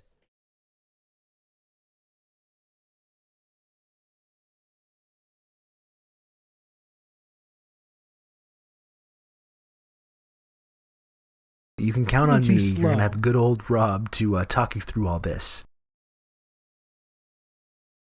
It was a lot slower than I anticipated. Oh my goodness. Kate Chewy, thank you very much for the follow and the Prime sub. I really appreciate that. Kate Chewy, another brand new community member. We love it. Thank you. Toy boat, toy boat, toy boat, toy boat.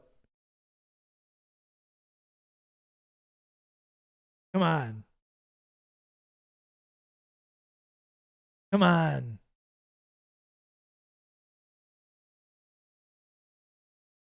Il faut que je supporte mes camarades québécois. Ben là, et tu c'est beau ça. C'est la solidarité là. J'aime ça.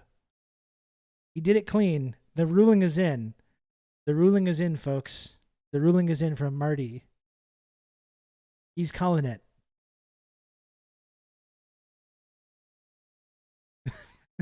Marty's calling it.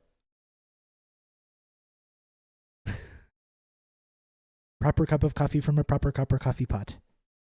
What about that? I would love to see anyone in this chat do what I just said just now. I would love to see anyone in this chat do that. You can't, can you?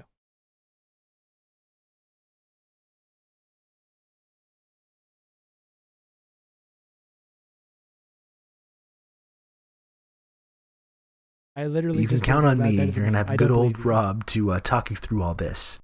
My Twitch app automatically switched to French because of Rob. Merci. Thank you very much, Up the Reds, for the tier 1 sub. Thank you.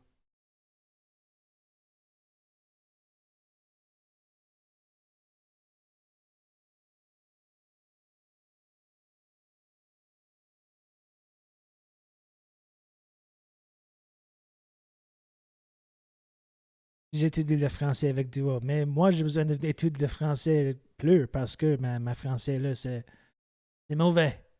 C'est pas bon. Je suis une maudite anglais, malheureusement pour moi là. Okay, I'm going to take a brief moment. All right, take a brief moment, walk around, stretch my legs for a moment. I'll put on some kind of video. Let's put on our video content. Let's continue. For us, obviously my usual go-to when it comes to talking about this new Cold War, or these kinds of geopolitical issues. Oh, this looks good. We got a little 15-minute video on the Xi Putin summit. Let's take a look at that. Okay, I'll throw this on. I'll go to the bathroom. I'll get another beverage. I'll come back. And we will continue our important discussions. All right, next. And just remember, this is what it's about, right? Oh, all right, we've got, next. We've got Ben as well joining the Breakthrough News. So three friends of the show. I'm counting Eugene as an official friend of the show.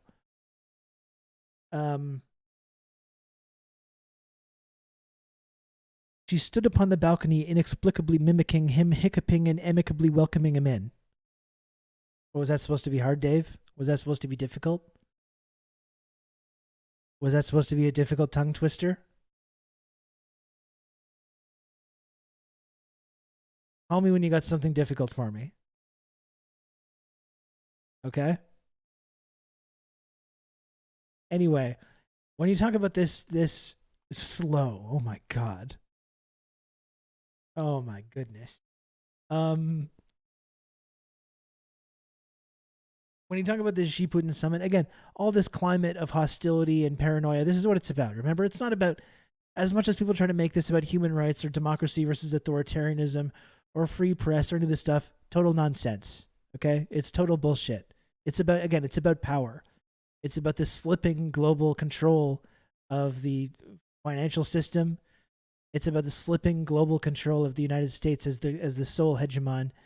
That's what all this paranoia is about. It's not about human rights or any of these high-minded progressive ideas. You know?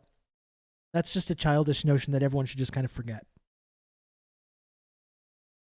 Anyway, let's put this on. I'll take just a brief moment. I'll be back in just a minute and we'll talk more. guest who's going to be talking to us about probably the big news of the week here, and that is the Putin-Xi meeting in Moscow. And we are very happy to welcome Ben Norton, journalist and editor of the Geopolitical Economy Report, to discuss this more. Ben, as always, great to have you with us. It's always a pleasure being here on one of my favorite shows. Thanks a lot. Well, to just jump right into it, I mean, obviously these are two of the most significant world leaders coming together. I mean, you know, I think a lot of people are saying that this meeting in and of itself is something of an inflection point in terms of the move from a unipolar to a multipolar world. And I wonder how you evaluate that statement. Well, I think that's absolutely right. And at the end of the meeting, when they were going away, they said that this is going to be remembered as something that only happens once every 100 years. The quote has been reported differently, but the point is that they left the meeting saying that we're about to see historical change we haven't seen in a century. And I would say maybe not a century, I would think the change would go back to the 1940s. And if we think about how the current international order was constructed politically and economically in the 1940s, through things like the Bretton Woods Conference in 1944, through things like the UN Security Council, including the winners of World War II, the permanent seats, that is, which have veto power, things like the IMF and the World Bank, the United Nations structure itself. All of these really are rooted in the end of World War II. And then you have the Marshall Plan. The point is that if people lived in 1943, 44, 45, they might not have realized that the entire world structure was being fundamentally changed. And I think that's essentially what we're seeing. The difference now is that the West will probably have its own parallel system, but we're seeing unprecedented integration of Asia in particular. And if we look at the statement written by the joint statement by President Putin and President Xi, the Kremlin released the full statement. The Chinese released a smaller statement, but they both make a few important points. And much of the media is talking about the war in Ukraine and China's peace proposal, which is important. They also have been talking about military cooperation. And let's not forget that just a few days before this meeting, China, Russia, and Iran were holding joint military exercises, which is ironic because the U.S. imperial strategist Zbigniew Brzezinski, former U.S. national security advisor, the architect of the proxy war in Afghanistan in the 1980s, which helped give birth to Al-Qaeda and ISIS, Brzezinski wrote in his book, The Grand Chessboard, in 1997, that the worst, in his view, the worst scenario for U.S. hegemony would be what he called an anti-hegemonic coalition of China, Russia, and Iran. Well, here we are. China, Russia, and Iran are doing joint military exercises. So these are all important parts of the meeting, but I want to highlight one particular part that isn't getting a lot of coverage in the West, but I think is actually probably the most important part of all, and that is the economic cooperation between China and Russia. Since the Western imposition of sanctions on Russia, the new round of sanctions in 2022 over the war in Ukraine, we've seen incredible economic integration of China and Russia. The collaboration and exports and imports mutually, their trade has increased by 200% in the past year. And also that trade is now largely done in other currencies, namely Chinese yuan and the Russian ruble, not the US dollar.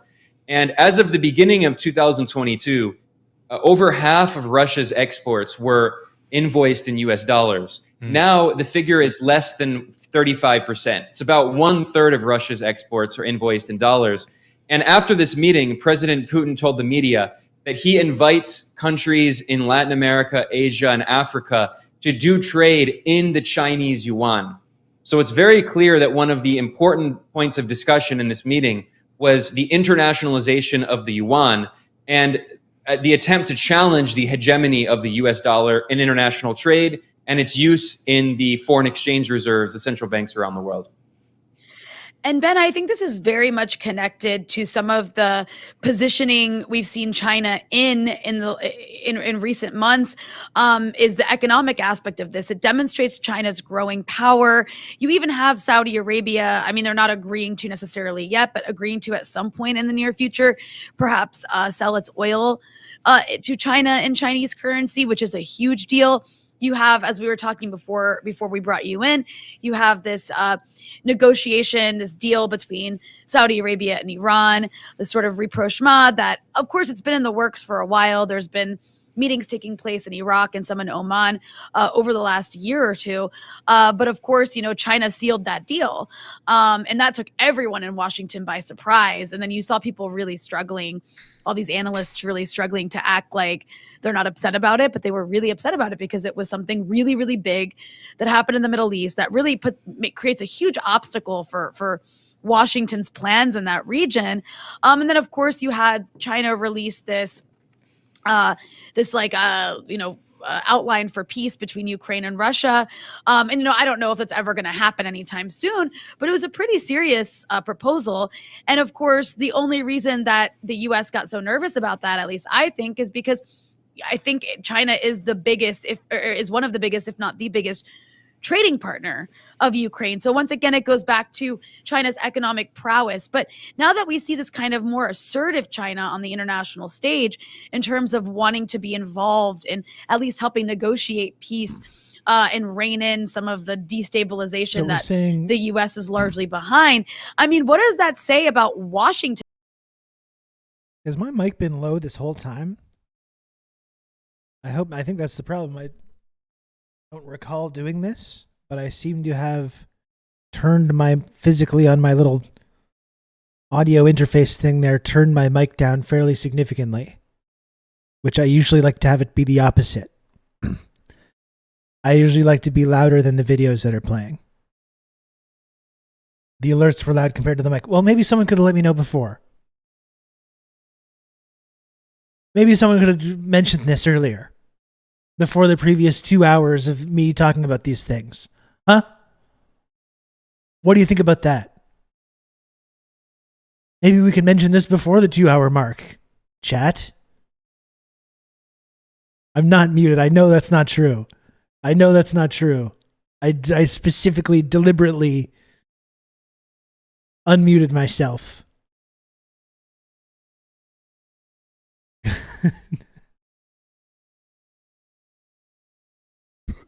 Anyway, the audio levels should be better now.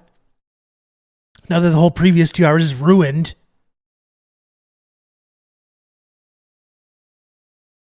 I thought your mic was fine, but you didn't have a video you were trying to talk over until the ad run. I guess that's part of the issue. I'm still going to go ahead and blame you, though. How about that? Anyway, let's continue. Position. Bond ruined. As we see China rise to the occasion, and you hear these kinds of statements from people like John Kirby insisting that a ceasefire in Ukraine is actually against Ukraine's interests. Well, I think a lot of this really goes back to two historical pivots in China, the way China and Russia world. The 2000 and then the war in Libya, in which at that moment, this is before Xi Jinping was president, and this is also when Medvedev was president in Russia. And Russia and China, shamefully, they abstained in the UN National Security Council vote, which is what allowed NATO to destroy Libya as a country. And still today, Libya is a failed state. And that was another significant turning point that pushed Russia and China closer together, and also told China that there is a diplomatic vacuum in the world, and there needs to be a country that is willing to challenge U.S. hegemony, but not violently, not militarily, but diplomatically, and play a role of a mediator. And it's taken several years for the response of China in particular. Of course, Russia has been supercharging this, been accelerating this.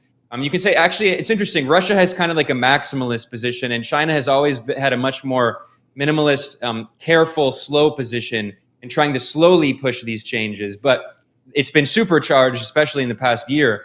And China is now fulfilling that role. And of course, the peace breakthrough between Iran and Saudi Arabia is just absolutely astronomical. It's extremely important. I mean, one, as you were saying, Rania, it gives China really out there currently, despite as all the accusations about them being aggressive and hostile in this foreign policy, literally out there right now trying to end 3 major years-long conflicts, which have been devastating for people in Syria, for people in Yemen, for people in Ukraine for the last year. China's out there right now trying to find diplomatic solutions to all these crises. What is Canada doing?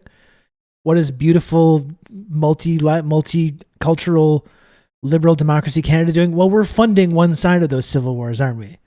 That's our solution to peace. We're funding the opposition in Syria. We're arming and funding the opposition in Ukraine. We're arming and funding the Saudis where they carry out this genocidal, brutal war on Yemen. And we still love to lecture China or lecture other countries around the world about our beautiful devotion to peace and stability and all this nonsense. Fucking absurd. And it's, I think, shameful that anyone actually believes this shit. Lie to this Orientalist narrative we've heard for so long, that the reason that Iran and Saudi Arabia are implacable allies is because there's this age-old blood hatred between Sunni and Shia, Arab and Persians, Arab and Iranians, and supposedly, it's a cultural conflict, right? It's a clash of civilizations. Well, we can see now clearly that the main reason Saudi Arabia was taking such a hard line against Iran is largely because the U.S. was pressuring it to do so. And now that Saudi Arabia... And there are these big sectarian divisions, but why do these sectarian divisions exist in the first place? They're not just this natural state of affairs. We've directly contributed to that as well, right? We couldn't have a pan-Arabic nationalist movement of solidarity and socialism, which was emerging decades ago. We had to destroy that by promoting this kind of ethnic sectarianism and promoting these reactionary religious groups to prevent exactly that kind of situation from emerging. A situation where countries across the Arab world could come together and unite in a vision of solidarity and anti-colonialism. That was our worst nightmare. We did everything to ensure that could never happen.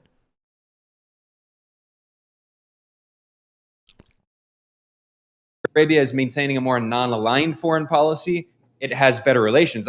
No one expects Saudi Arabia to ever be, a progressive force or joint distance axis, but it represents this new multipolar world where countries like the Persian Gulf monarchies can maintain a more balanced, non-aligned policy and balance the West against China and Russia.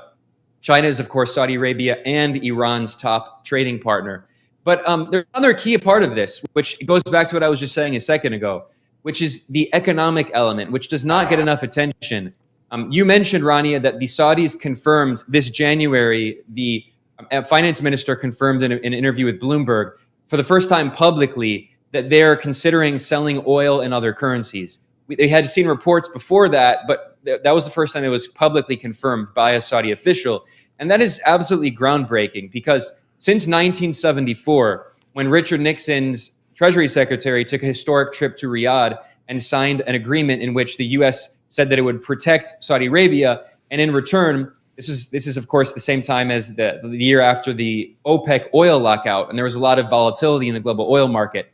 So in that 74 meeting, Saudi Arabia agreed that it would sell all of its oil in dollars, and then those petrodollars it made from selling oil, it would invest those it would deposit them in commercial banks in the United States, and then it would invest those dollars in U.S. Treasury bonds. So there's a circular flow of petrodollars through the U.S. financial system, which is what was used to give loans to countries in the global south, which led to the debt crisis when the U.S. raised interest rates, which we're seeing, something very similar today. Anyway, the point is that moment in 1973 with the OPEC oil lockout and the 74 agreement was a watershed moment that helped create the political and economic order that we're seeing today. But now what we're seeing, that political order we saw until today, but what we now see today is another kind of shift historically. And in December, President Xi went to Saudi Arabia, and there he announced publicly that they made an agreement for China, which for a decade has been the largest consumer, the largest purchaser of oil and gas from the Persian Gulf, not the United States, it's China. And in that meeting, President Xi announced that China is going to be buying oil and gas from the Persian Gulf region, not only from Saudi Arabia, but from all of the GCC members in Chinese yuan, and that oil and gas from the Persian Gulf will be listed in Chinese yuan in the Shanghai Exchange.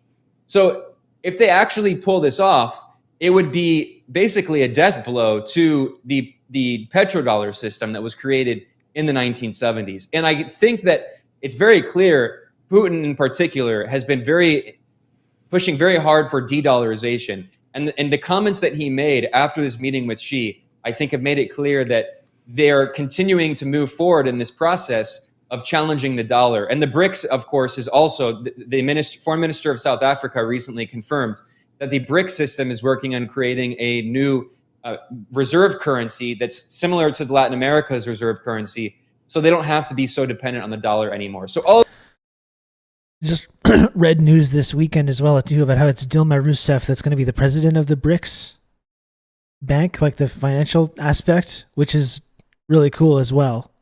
Dilma Rousseff, who is of course targeted by Western imperialism, particularly the Obama administration, and was deposed undemocratically, leading to Bolsonaro being elected in Brazil in the first place. That all started with Dilma Rousseff's kind of like judicial coup that happened with those corruption charges. Now she's going to be in charge of BRICS. And you see ideologically, I'm sure, given what she's experienced as the result of these Western countries, is going to be a forceful proponent of this kind of de-dollarization process, and is correct to do so. So that's really interesting and exciting news as well. all these things are happening right at the same moment. And I really think that what we're seeing today can be seen as something like the 1940s in the tectonic shifts that we're going to see, the echoes that we'll see in the decades to come. I think it's really like that's. No, I think that's understated the extent to how exciting this era is. You know, if you follow geopolitics, so many people, and I understand this viewpoint as well. If you live in the West and you see this future of like decline, you see the rise of fascism, you see the anti-communist political climate, you see the, you know, this kind of tech economy rising, the gig economy, and the stripping away of whatever is left of the social safety net in Canada or the United States. It's very easy to be very depressed about our prospects, about our future prospects. And to me, as I've said repeatedly, following geopolitics and following this story of these shifting geopolitical realities and these emerging non-Western institutions such as BRICS, the emergence of China and the availability of the Belt and Road Initiative for these developing countries, that is just so exciting. And it is terrifying as well, because as we've talked about, Party 69, as we've talked about, that also leads to a lot of dangerous possibilities as well. The emergence of this kind of like non-Western, this what looks to be a very powerful political and economic bloc made up of global South countries and led by China and to a lesser extent Russia. Just the emergence of that is, regardless of how benign you might want to argue that it is, or that countries have a right to make multilateral deals with one another or create these alternate institutions, we all know that the United States, and by extension Canada, is going to view that as being a threat to their security. So the question is how they really respond to that. They're trying to, they're desperately flailing against it right now as well, right? But they're not doing anything to really slow it down or stop it. They thought the Russia-Ukraine thing would slow it down or stop it, but it seems to have only increased the process. India feeling left out, and India is, I think, such an interesting case too. It's similar to Saudi Arabia. Not countries that are progressive or that don't have like huge problems in and of themselves, but just the fact that they're starting to make these deals is indicative of this like changing power structure in geopolitics, you know? So you don't have to, you don't have to, and you shouldn't support the Saudi Arabian government or the Indian government or suggest that there's some kind of like progressive force or anything like that, like Ben Norton is saying there. But just the fact that these countries are starting to make these deals and start to obviously see which way the wind is blowing and see this way these trends are going, that still is a really stark example of the emergence of this kind of new order that we're witnessing right now. And yeah, it is terrifying in many ways. Like I said, the US and Canada is going to view that as being a threat to them. And this climate here is only going to get more deranged about this. But overall, still, it's just exciting, just in the sense that it's something that most of us just have not seen in our lifetimes. You know, we've grown up in this world just dominated by unipolar, US-led economic and cultural hegemony. Our whole lives, we've lived under that. And so have people around the world. And as scary as it is, that is going away now. That is changing now. And these profound changes can have big ripples and big consequences, but you can't deny that it is exciting though, and it is something that's new that we have not witnessed in our whole lifetimes. You know, and that's why I'm always going to be fascinated and excited by this trend. BRICS and ASEAN are cooler acronyms anyway. Western acronyms are weak. Our acronyms are weak, aren't they? They are. Let's get back to this video. It's a great point, and I'm glad you made the point about BRICS and, certainly the relationship to, the Chinese peace proposal, or at least I'm going to get Eugene to come on the show. To prepare the ground for a peace I'm proposal. going to DM Eugene you had right at the same now. time How about that? as the Xi-Putin meeting, the Russia-Africa parliamentary meeting, where a number of 40 different countries were represented. South Africa, which has the BRICS presidency, the head of both houses of parliament were there and were given significant pride of place. They, of course, talked about the issue of peace. And then President Lula of Brazil will be in China next week. And Lula already spoke about this. He said it's already great news that China has gone there. It's good news, and I'm convinced that Brazil can contribute to putting an end to the Ukraine conflict. And of course, Lula's been talking a lot about that. So it seems like there are a lot of things shaping up where the various BRICS nations really are leading maybe more coordinated behind the scenes than we can see ahead of it. But the non-Russia BRICS nations seem to be leading a very serious push for peace that seems to be freaking the United States out that people might actually agree. That's actually an article in Bloomberg today. It says that the U.S. is fearful that a war-weary world will be open to peace. So anyway, I'd say all that just to get your thoughts about that aspect of it as well. Well, I mean, not to oversimplify things, but I really think it is this simple. The U.S. is a force for war, and China is a force for peace. True. I mean, China hasn't had a military conflict conventionally, excluding a border issue with India. Excluding that, it hasn't had a military conflict since, unfortunately, it did invade Vietnam, which was a very complicated historical story. But China's politics have shifted very greatly since then. And actually, China and Vietnam have much better relations now. Is that we're talking since the 1970s. China has not invaded another country. The U.S. invades countries basically every year. So I just DM'd Eugene Poirier right now about coming on the show. So we'll see this week or just whenever he's free if I can pull it off. But it would be wonderful to have him as well. It's clear that the president in China, Xi, but also other political leadership in China, it's not just one man, they have made the assessment that China should be playing more of an active role in the international stage, which actually is a fundamental shift.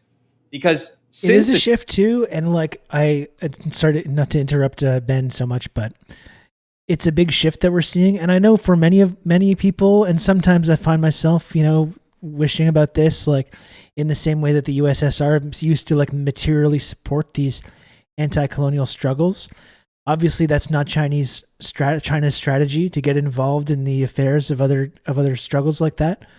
But even if you can find that disappointing or whatever, if you think that China should be arming the Yemenis, or they should be arming the Palestinians, or they should be arming in these anti-colonial kind of struggles, even if you do believe that, obviously that's not their strategy. But I think we can still support the fact that they're going into these conflicts and trying to end them through peace and diplomacy as well, and trying to offer a better path for development for a lot of these places.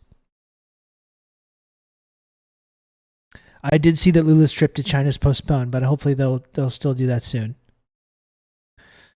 So that's it. They're not going to materially support these kind of struggles, no matter how much maybe white Westerners might think that would be a great thing, who don't really have any skin in the game.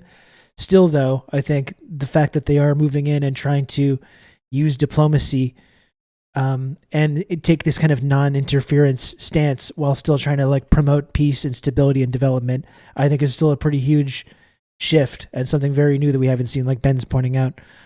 The U.S. has played that role for the past several decades and has promoted destabilization and war and sectarian violence and at every step of the way. So that's still a really positive development, I think.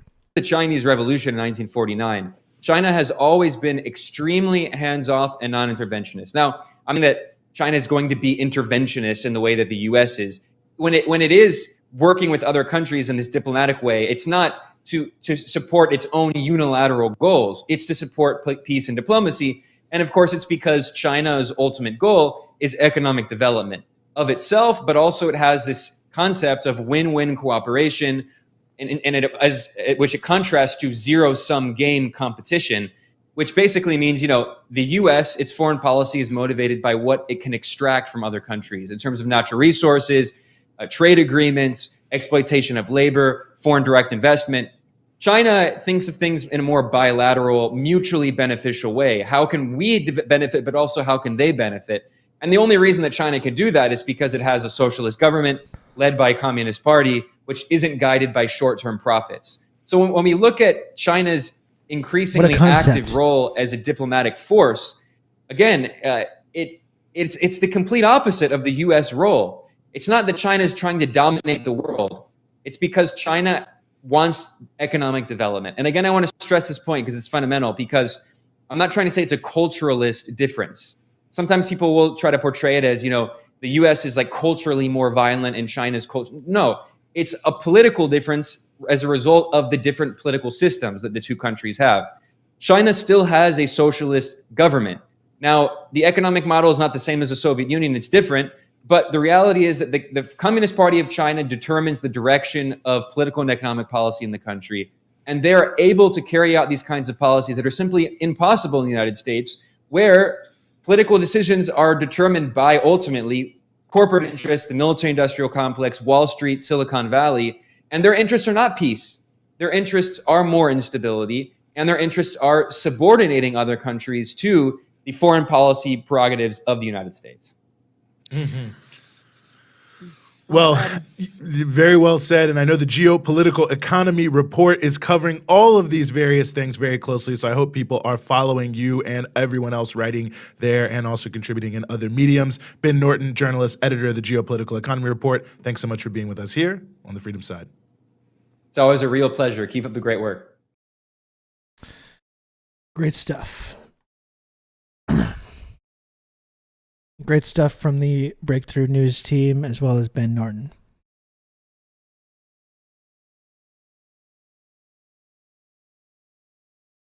You mean the CCP, Ben? This is from chatter Red Maze. You mean the CCP, Ben?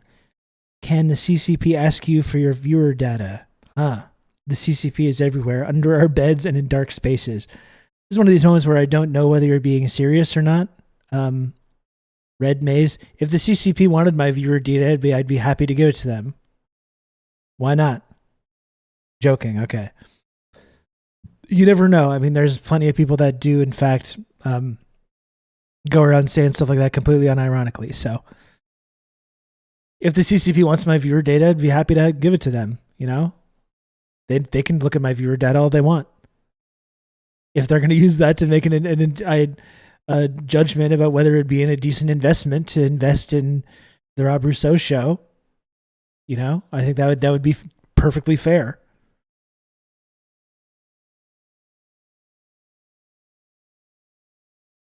President Xi is hiding behind my couch right now. He's behind me, isn't he?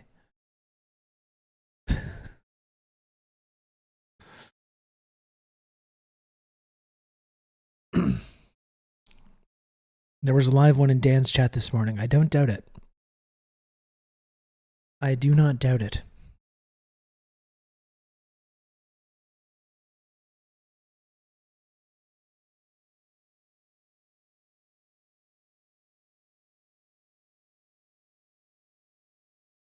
Let's see what else we have here to look at.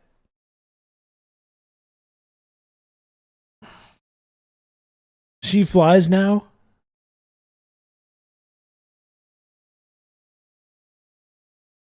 Twitch sells that data, don't they? I'm sure they do. I am sure that they do.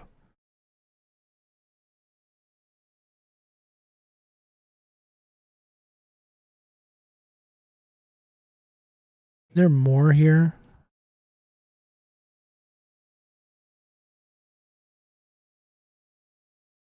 There's a story about rural life in India.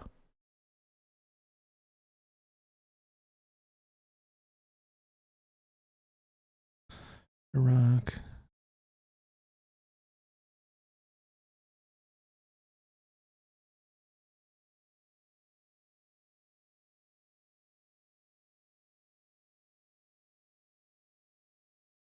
Do you think Canada will ever, You can count on me. overthrow the You're king? gonna have I good don't old know. Rob to talk you through all this. Whether I'm barreling down the highway or from the comfort of my living room while I lift, I could not be more grateful for this community and all that you do, Rib. Thank you, Johnny. Thank you for the 12 months, one entire year of Tier 1. From our friend, Johnny, aka Subversive History, a Twitch streamer that you should definitely be paying attention to and following. Love the discourse that you get into and the learning that you get into over there on Subversive History. Thank you, Johnny. Do you think Canada will ever overthrow the king? Probably not. We're an incredibly cucked country. I think even if the idea of getting out of the monarchy or becoming a republic, it would be popular in Canada. It's just so actually doing that, like by design, is like virtually impossible, even in our whole political world, even though I think you can just change the rules. I think we could just say, fuck it, we're out of the monarchy. But you didn't get all the provinces to do the thing that goes on the contract and the rules. It's like, no, I think we can just say we're out. We can just say, no, thank you. No, thank you. Yeah, but that's what I mean. It's constitutionally really tough, basically impossible. I still don't think we shouldn't try, though. That's kind of my thing. I think we should just say, you know what, we're out. No, thank you. No, thank you to the monarchy. We're going to go ahead and be a republic now. And they say, but it says you're, and we just say, shh. It's over. Okay? It's over. We're done now. We're out. Yeah, the Quebec government couldn't even get around to pledge allegiance to the king. We call ourselves a real country. We call ourselves a democracy. And our politicians have to take a loyalty pledge to the king. Are you fucking kidding me? Really? We love to lecture everyone about our wonderful democracy. Don't forget your loyalty pledge to the king, though. Hey, let's get really concerned about Chinese interference in our democracy right after I take my loyalty pledge to the king of England. As soon as I get through with that loyalty pledge, we're going to get right on that Chinese interference. We're going to really make sure we get to the bottom of this. Excuse me, let me just pledge loyalty to the king of England, and I'll be right back to do that.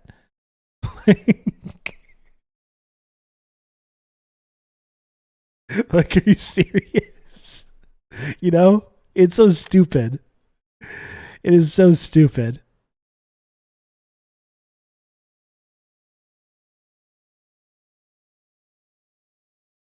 Well, that's what I mean. Apparently, severing ties with the monarchy would nullify a bunch of treaties with indigenous groups, requiring new treaties to be agreed to. I agree. Like that would happen. That's all the more reason that we should do it, because that would be, I think, an essential step in nullifying all our bullshit treaties that we've never followed, anyways. And hopefully, giving land back to indigenous people in this country. So it's a win-win. It's a win-win. It nullifies all those treaties, and we get out of the monarchy.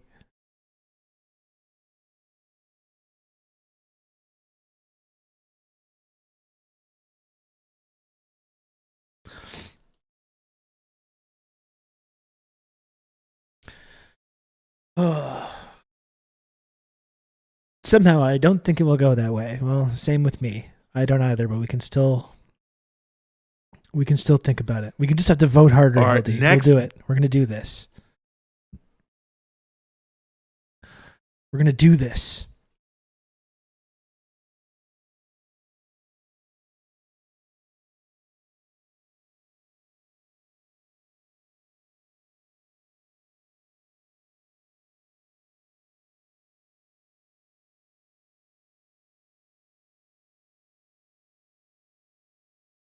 I'm just scrolling to see if there's any more video content that we can watch.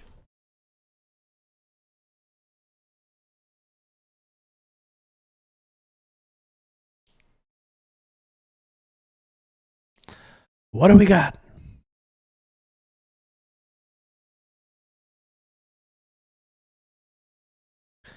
I mean, here's one thing we can take a look at. We can take a look at what the reactionary wing of U.S. media is saying about this. Right, because we have the Biden administration, just as you have the Liberal government here in Canada taking this very antagonistic, hostile stance towards China and doing this, engaging in this kind of Cold War posturing. So the liberal wing is on board with this. So what's the reactionary wing in the media saying? I think that's an important thing for us to take a look at as well. Let's take a look at Fox News on this. And I think what we're going to see is an argument being made here in conservative media to continue this process of completely disengaging economically with China, which is very difficult, obviously, which is one of the reasons that I think Dengism, such as it is, or the economic reforms of China have been a huge success, precisely because it's made this kind of hostility a lot more difficult, because we have these deep economic ties. That's exactly why reactionaries are now making this argument. We need to completely sever ourselves economically from China. You know, it's not because they support American workers. It's because they're trying to prepare for this kind of conflict. So let's see what Fox News, the reactionary wing of the sort of media establishment, which is overall ideologically completely on the same page in the UK, in the US. Let's see what they're saying about this. Before the Russian aggression against Ukraine, you'll remember that they had President Xi and President Putin had a meeting in which they declared a partnership with no limits or limitless friendship, depending on how you translate it. And to some extent, we continue to see that play out. I would love to look at that. Old Dutch. We watched a few weeks ago, we watched half of that anti-Soviet bias in the media lecture, which is very good. But I would really like to see the Inventing Reality one as well. That sounds like a good, we should definitely make time for that this week. We have to compete with China's industry by getting these lazy, woke kids back into the meatpacking plants. That's going to be the caveat to, if there's any effort at all to reshore the industrial base in Canada or the US. It's going to be we're going to bring back the jobs. We're going to bring back the factory jobs. None of this union bullshit though. None of this worker protection bullshit. We got to compete with them now. So we got to get rid of all that in order to bring, that's going to be the caveat, right? The asterisk. Yeah, we're bringing back all these manufacturing jobs, but it would just make sure that they will not have the same level of union protections and benefits that maybe once existed in these industries. My favorite part of this is the hollow posturing that we can do a damn thing about it. Well, that's what I mean. This whole process. You're absolutely right, Brian. This whole process of this emergence, this shifting global power. The idea that we can actually stop it, it's completely false in and of itself.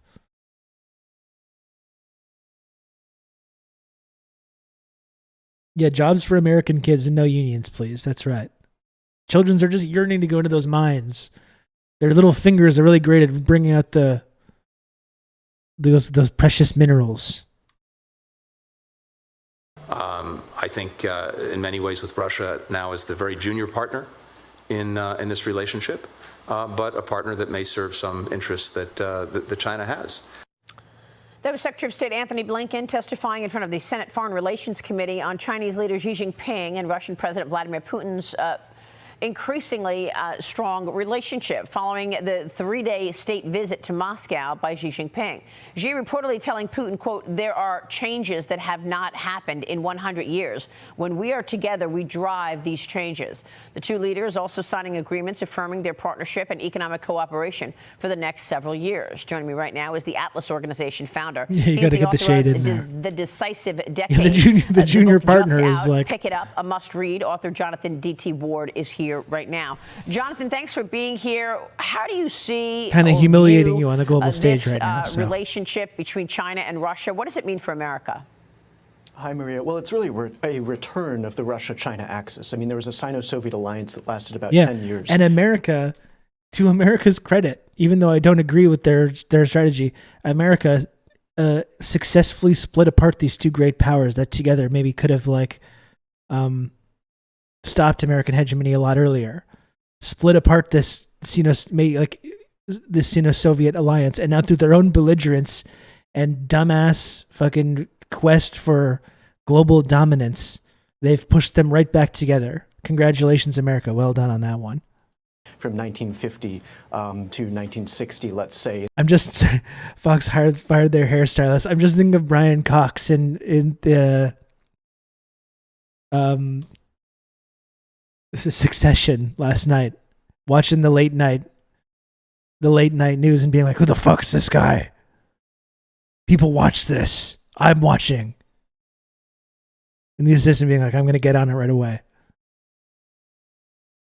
in the early Cold War, and that involved the Korean War, multiple Taiwan Strait crises, and created a two-front challenge for the United States. So they're back, in a sense. Xi Jinping and Vladimir Putin are both products of the Russian and Chinese revolutions, respectively. I mean, Xi lived in caves in Shanxi. Congratulations, you played Mao's yourself. Cultural Revolution. His father played a key role in the Chinese Communist Revolution, and then, Vladimir Putin was a KGB officer in Eastern Germany, ensconced in the sort of Warsaw Pact world. So in that sense, these two revolutions have returned. We never really Freelance Communists, this. we watched some of that the other day. I listened to Cold it. War II, I think the best argument for Cold War II is it's the same characters. Russia and China never really finished the job. They're back. They're working together one more time. Russia's the junior partner now. I think that's going to go very badly for them in the long run. They're basically going to become it's going to go bad for somebody. Satrapy for the People's Republic of China. And in the meantime, they're going to consolidate this economic. It's going to go badly for somebody, that's for sure. Very big challenges for the United States. So, it means that we have to go forward with economic containment of China. It makes no sense at all at this point to have a global economy that's dependent. Maybe they can on a totally economically hostile contain the state United States. That's breaking bread with Vladimir Putin, economically backing his invasion of Ukraine and preparing for war with the United States in the Pacific. I mean, we have to get past the insanity. I'm sure they're very scared of the sanctions. I don't think we're doing that, though, Jonathan. No, I mean, look at how China still has most favored nation status on trade. Look at the trade deficit. I mean, wouldn't that be one lever to pull to try to push back on all of the provocations? Instead, we're doing nothing. Oh, all the provocations. Well, I don't think these are our levers alone. I mean, the argument that, for example, our supply chains pass through an adversary state and that's somehow our leverage, that's not our leverage, that's their leverage. This economic relationship is one that they know how to use and we do not. The best thing we could do is to be closing it off and, scaling it back so that we're, so they're not growing anymore. I mean, that's really what you want to stop. You don't want them to become more economically powerful and capable and to have deeper roots into the global economy. Yeah, That's economic really success is, they consider it a provocation. Over, countries making bilateral deals with one another, that's a provocation. China offering a different development path for people in the global south with the Belt and Road Initiative versus the IMF and the World Bank, that's a provocation. Shoring up their own military in the South China Sea, where they're encircled by American military bases, you guessed it, provocation. Not a provocation, of course, is, surrounding China with American military bases. Not a provocation is engaging in this giant, propaganda campaign with the NGO and think tank industrial complex to convince people that they're basically Nazis carrying out these, horrible human rights crimes. That's not a provocation. NATO, of course, or AUKUS in this case, not a provocation. Forming anti-Chinese military alliances in the region with our client states like Australia, not a provocation. How dare they have their own country? That's really what the state. It goes back to that MASH clip I played earlier. That's what people believe. Which again was a joke in 1975, and now it's the commonly held, widespread, mainstream position of every single fucking journalist. That's absolutely clear about what it wants to achieve. What matters is that it no longer has the capacity to do that. It has to be restrained, constrained, and contained. Yeah. This is how we beat totalitarian states in the past without having to go to war, and it's the best path forward in the future. And I think the Putin-Xi visit just proves the nature of this regime, the tightness of these two, and their shared strategic coordination. I mean, they call it the Comprehensive Partnership of Strategic Coordination for a New Era, and that's exactly what it means. They pledged mutual support for each other's core interests. Last year at the Beijing Olympics, Putin recognized China's claims to Taiwan, and Xi pledged his support for Putin in Europe. I mean, it's absolutely clear. It should be very clear. And yet, the Chinese Communist Party has been able to infiltrate America on so many levels, from academia, Hollywood, corporate America, to the surveillance platforms. The CEO of TikTok, Shou Zichu, will testify on Capitol Hill this morning on TikTok's consumer privacy and data practices, its relationship with the Chinese Communist Party. But in prepared remarks, Shou is expected to tell House lawmakers this. He writes this in prepared remarks: I understand that there are concerns stemming from the inaccurate belief that TikTok's corporate structure makes it beholden to the Chinese government, or that it shares information about U.S. users with the Chinese government. This is emphatically untrue, Jonathan. Your reaction? Well, look, the problem with TikTok is ByteDance, which is absolutely beholden to the Chinese Communist Party. I mean, this is one of China's tech giants. It's got relationships with the Chinese state, I believe. Who cares? Their state-owned How many billions of dollars of Saudi money are floating around that finances Fox News? Who's financing Fox News? Is it 100% the American government? And of course, it's not the government. American, it's 100% homegrown. There's not fucking foreign money and foreign influence in all our media. It's owned, like, how much of it is owned by an Australian billionaire who is, again, beholden to the Western foreign policy establishment? Who finances Fox News?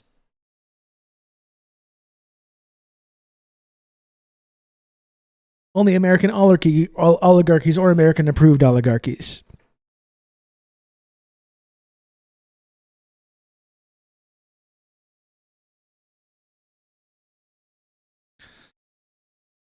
You know?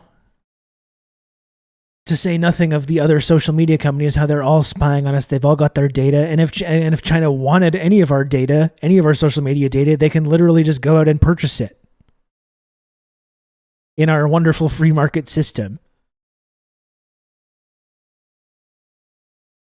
enterprises that own shares or have influence over ByteDance. The Associated Press reports that one of 3 board seats is held by a Chinese Communist Party member. It has an internal Chinese Communist Party committee that meets regularly to study Xi Jinping's speeches, according to courts.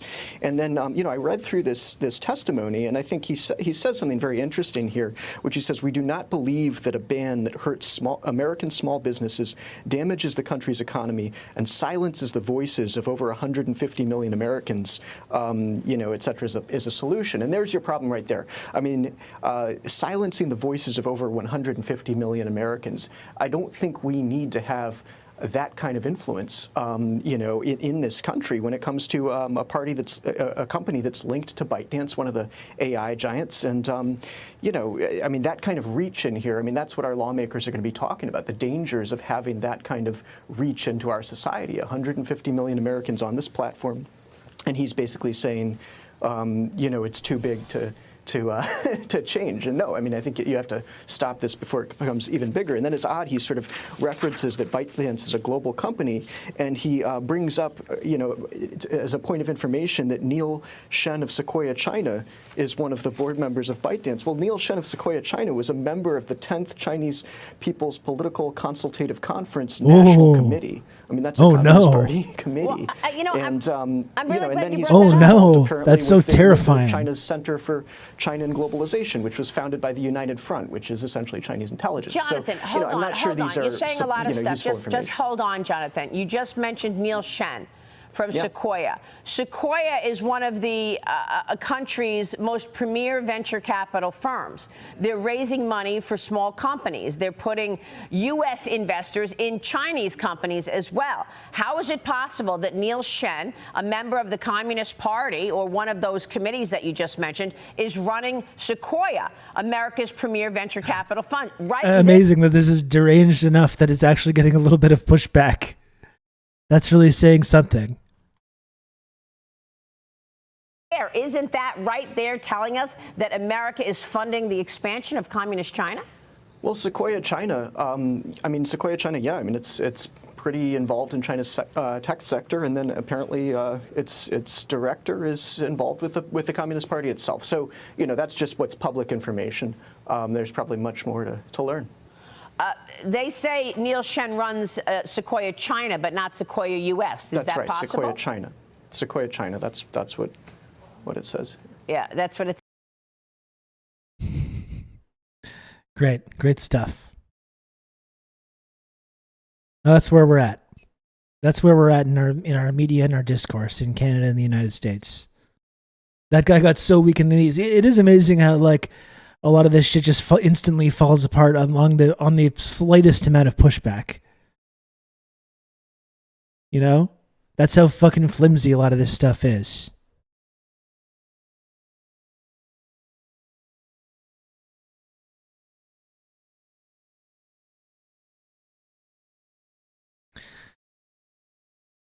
I don't know. That's where our discourse is at. Again, folks, I'm trying to do a little bit.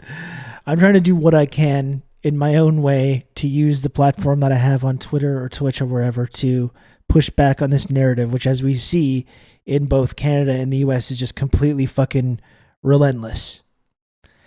And for that, I do lean on the support of this wonderful community.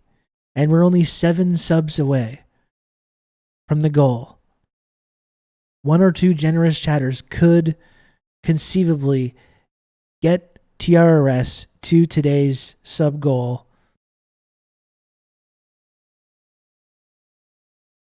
which I think is a goal that we can all agree on.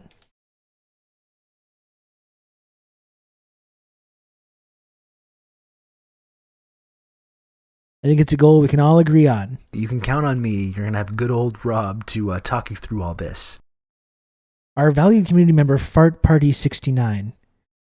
Thank you for the 2 gifted subs. Thank you, Fart Party. I really appreciate that. We're 5 subs away, folks. I'm just seeing if I could put on some kind of like silly song. Do I need to do like a silly thing to get that last 5? Is that it? Is that what you're telling me, chat? Is that what you're telling me? You think I'm above that? You think, well, this guy does serious commentary and discourse. Surely he's above, just abjectly humiliating himself. Well, guess what? You're mistaken. You can count on me. You're going to have good old Rob You're mistaken. to talk you through okay, all this. So please, we're so close. If you can, support TRRS. Help me get to the sub goal. That's what we can ensure. That's what allows this commentary to stay on the air. And I appreciate it a lot. Here we go. Who's that? Plunger Man, thank you for the 18 months tier 2. Thank you, Plunger Man. All right, here we go.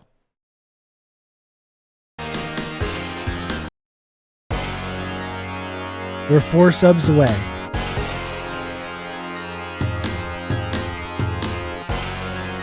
Wait, hold on.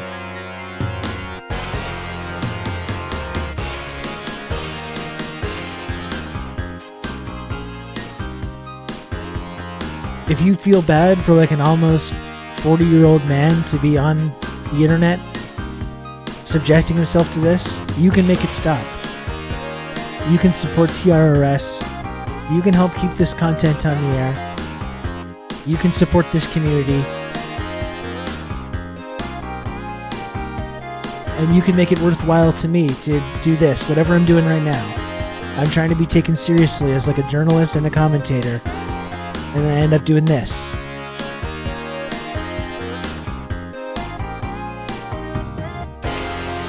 I would love to play Vice City Count on on the me. stream. You're going to have good old Rob to talk you through all this.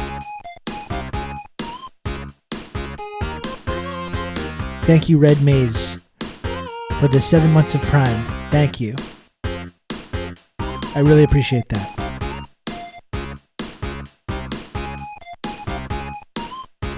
So close, folks.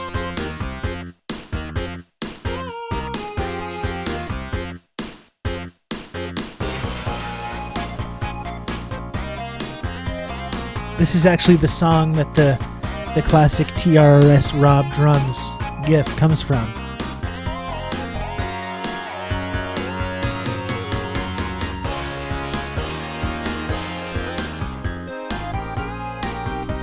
Let's see some Rob Drums in the chat.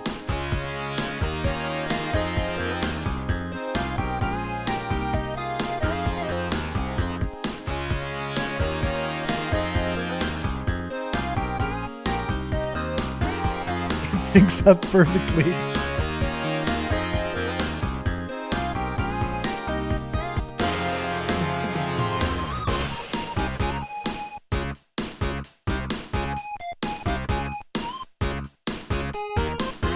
Three more subs, folks, and you can put me out of my misery here. Isn't that worth it? Isn't that worth it to you? I've been hearing good things about Cyberpunk 2077. I think it's my understanding is that it's improved a lot. I bought the game. I would love to play it. I would love to play it on this stream, actually, so maybe that's something that I should do. Will you play the Lin-Manuel Miranda Hillary Clinton rap if I spend a couple of bucks? Absolutely. Absolutely. I streamed it and no one cared. Well, now, obviously, Brian, now that you've been a recipient of a few months of the trickle-down clout system from TRRS, I think that would change this time.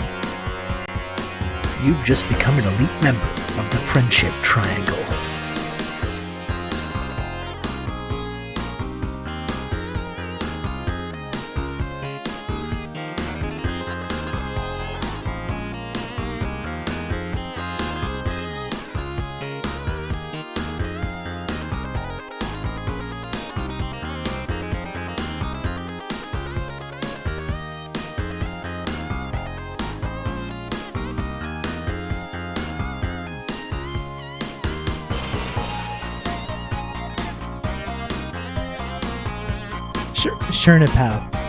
Shernapow, thank you very, very much for the 5 gifted subs. I really, really appreciate it. I really appreciate it. Thank you. And listen, don't say that people don't have influence on what we do on this stream, okay? I've never seen this whole thing, this is at your request, Shernapow. Thank you again for that. I've only ever seen the Tim Kaine and the membrane part of this. I've never seen the whole thing. Why is it half watched? I think because there was a timestamp. There's a whole introduction, and we got the time-stamped version.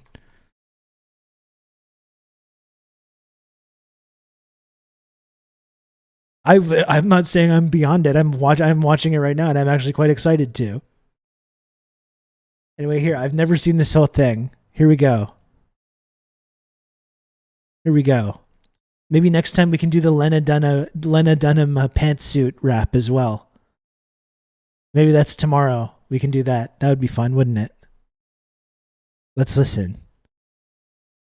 I can't believe they lost. 1, 2, 3, 4, 5, 6, 7, 8, 9. I can't believe they lost in retrospect. You register to vote and it's on. You post that Hillary sign up on your lawn. Number 2. Call some undecideds with your crew. Your cousins in Ohio, maybe try and flip them blue. Number 3. Watch Hillary examine the terrain. Watch a campaign with the man Tim Kaine. Tim Kaine in the membrane. Tim Kaine in the brain. Number 4. Hillary makes each decision, looking at the world from a rarefied position. A public servant with tenacity, agility. Mi gente, experience is not a liability. 5. Now we all know this is the time when the other side tries to fly low, we go high. 6. We know that our Hillary's no quitter. We watch as her opponent sits and fiddles with his Twitter. 7. Confession time, all in a burst. I want to vote the candidate puts our kids first. November 8. Your last chance to participate. Roll up to your polling place, vote up in your home state. And it's down to the nitty gritty. 3 weeks to go. Are you ready, New York City? Yes, and the world gone berserk. Hillary rolls up her sleeves and goes to work. I have only one overwhelming feeling. Anybody here want to shatter a glass ceiling? 9. Look at me, I clear your throat. Summon all the time you can devote. Then count 1, 2, 3, 4, 5, 6, 7, 8, 9. Number 10 paces vote.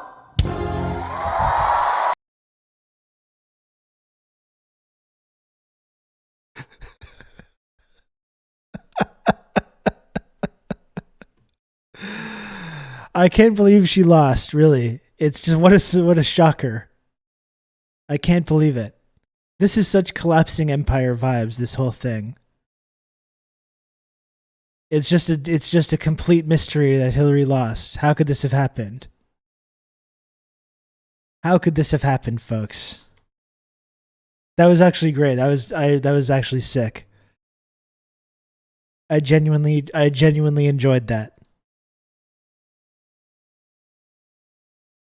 I genuinely enjoyed it. I'm sorry to report. What am I doing here?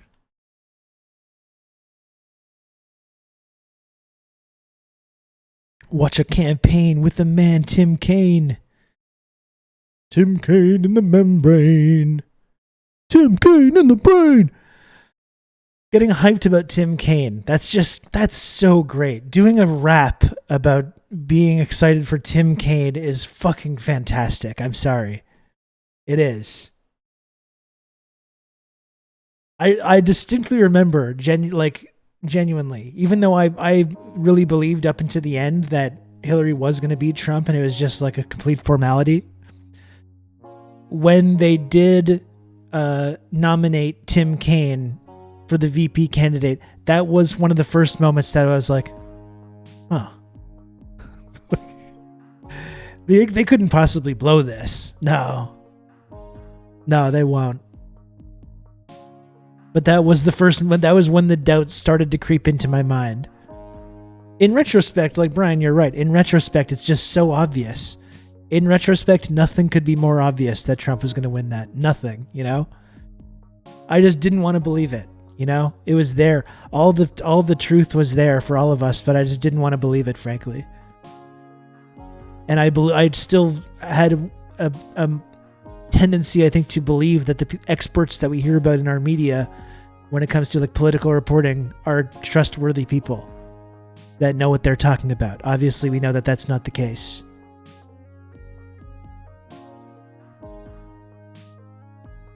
Her only hope was Bernie as VP, and that was never going to happen.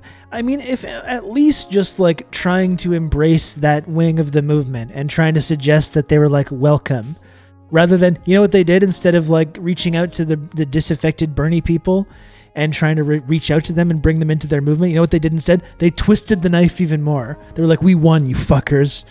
We won. You get nothing. That was their reaction. How could this have happened? How could we lose? There was literally tweets of Hillary supporters leading up to the election being just like, you will get nothing. We don't need your votes. We don't need the progressive votes. We've got this sewn up. They're bragging and blame the Bernie supporters. Exactly. And then they blamed us for not supporting, for showing up to vote for. Exactly. Literally, that's what they did. Zero effort whatsoever, unless you count Bernie busting his ass to fly across the country and stump for this lady to try and get her elected. Zero actual effort to reach out to that wing in the party. Instead, it was just all contempt. It was all this like fucking talking down, like they're a bunch of whiny kids, whiny entitled kids. No, you will never get, no, breaking up the big banks won't cure racism, right? Suggesting that they're just motivated by sexism and racism and all this stuff. That's what they did. And to this day, no lesson learned. That's right. They're high stepping into the end zone and dropped the ball on the 1 inch mark. Yeah.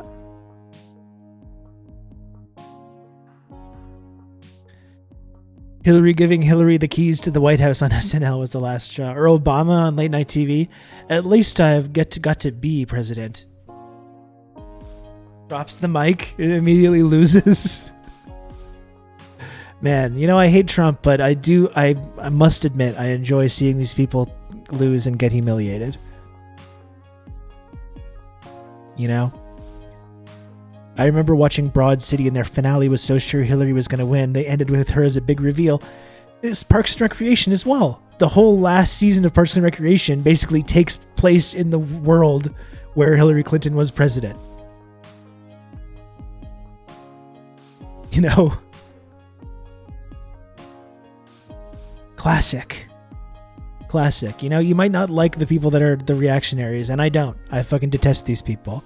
But regardless of any of those political leanings, it's enjoyable, frankly, when these like smug liberals get their comeuppance like that and get publicly humiliated like that. Yeah, I forgot. Doc, the whole last season, that's what the whole last season of Parks and Rec is, right? It takes place in this, it does this like time leap when basically Amy Poehler's character is like either working with the Hillary team or like, I can't remember the exact, what she ends up doing politically. But like, it's all taking place in this universe where we all understand that Hillary is the president. Anyway.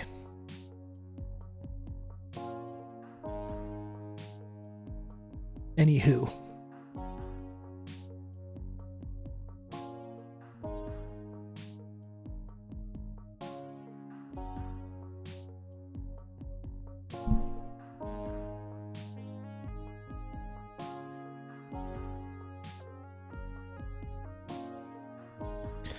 Thanks so much, everyone, for showing up and supporting the stream today and watching the show. I think this was a good one. There's some productive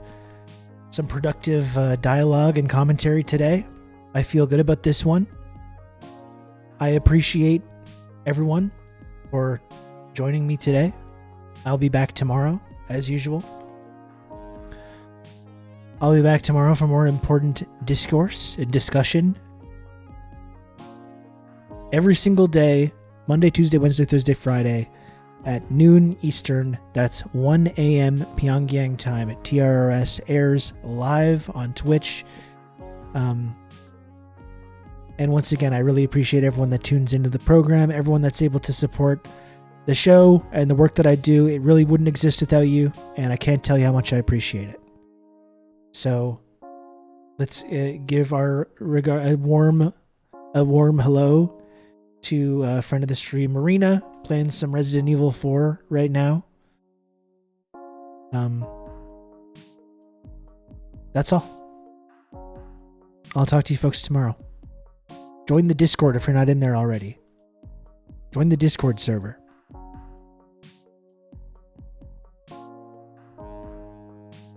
I'll talk to you tomorrow.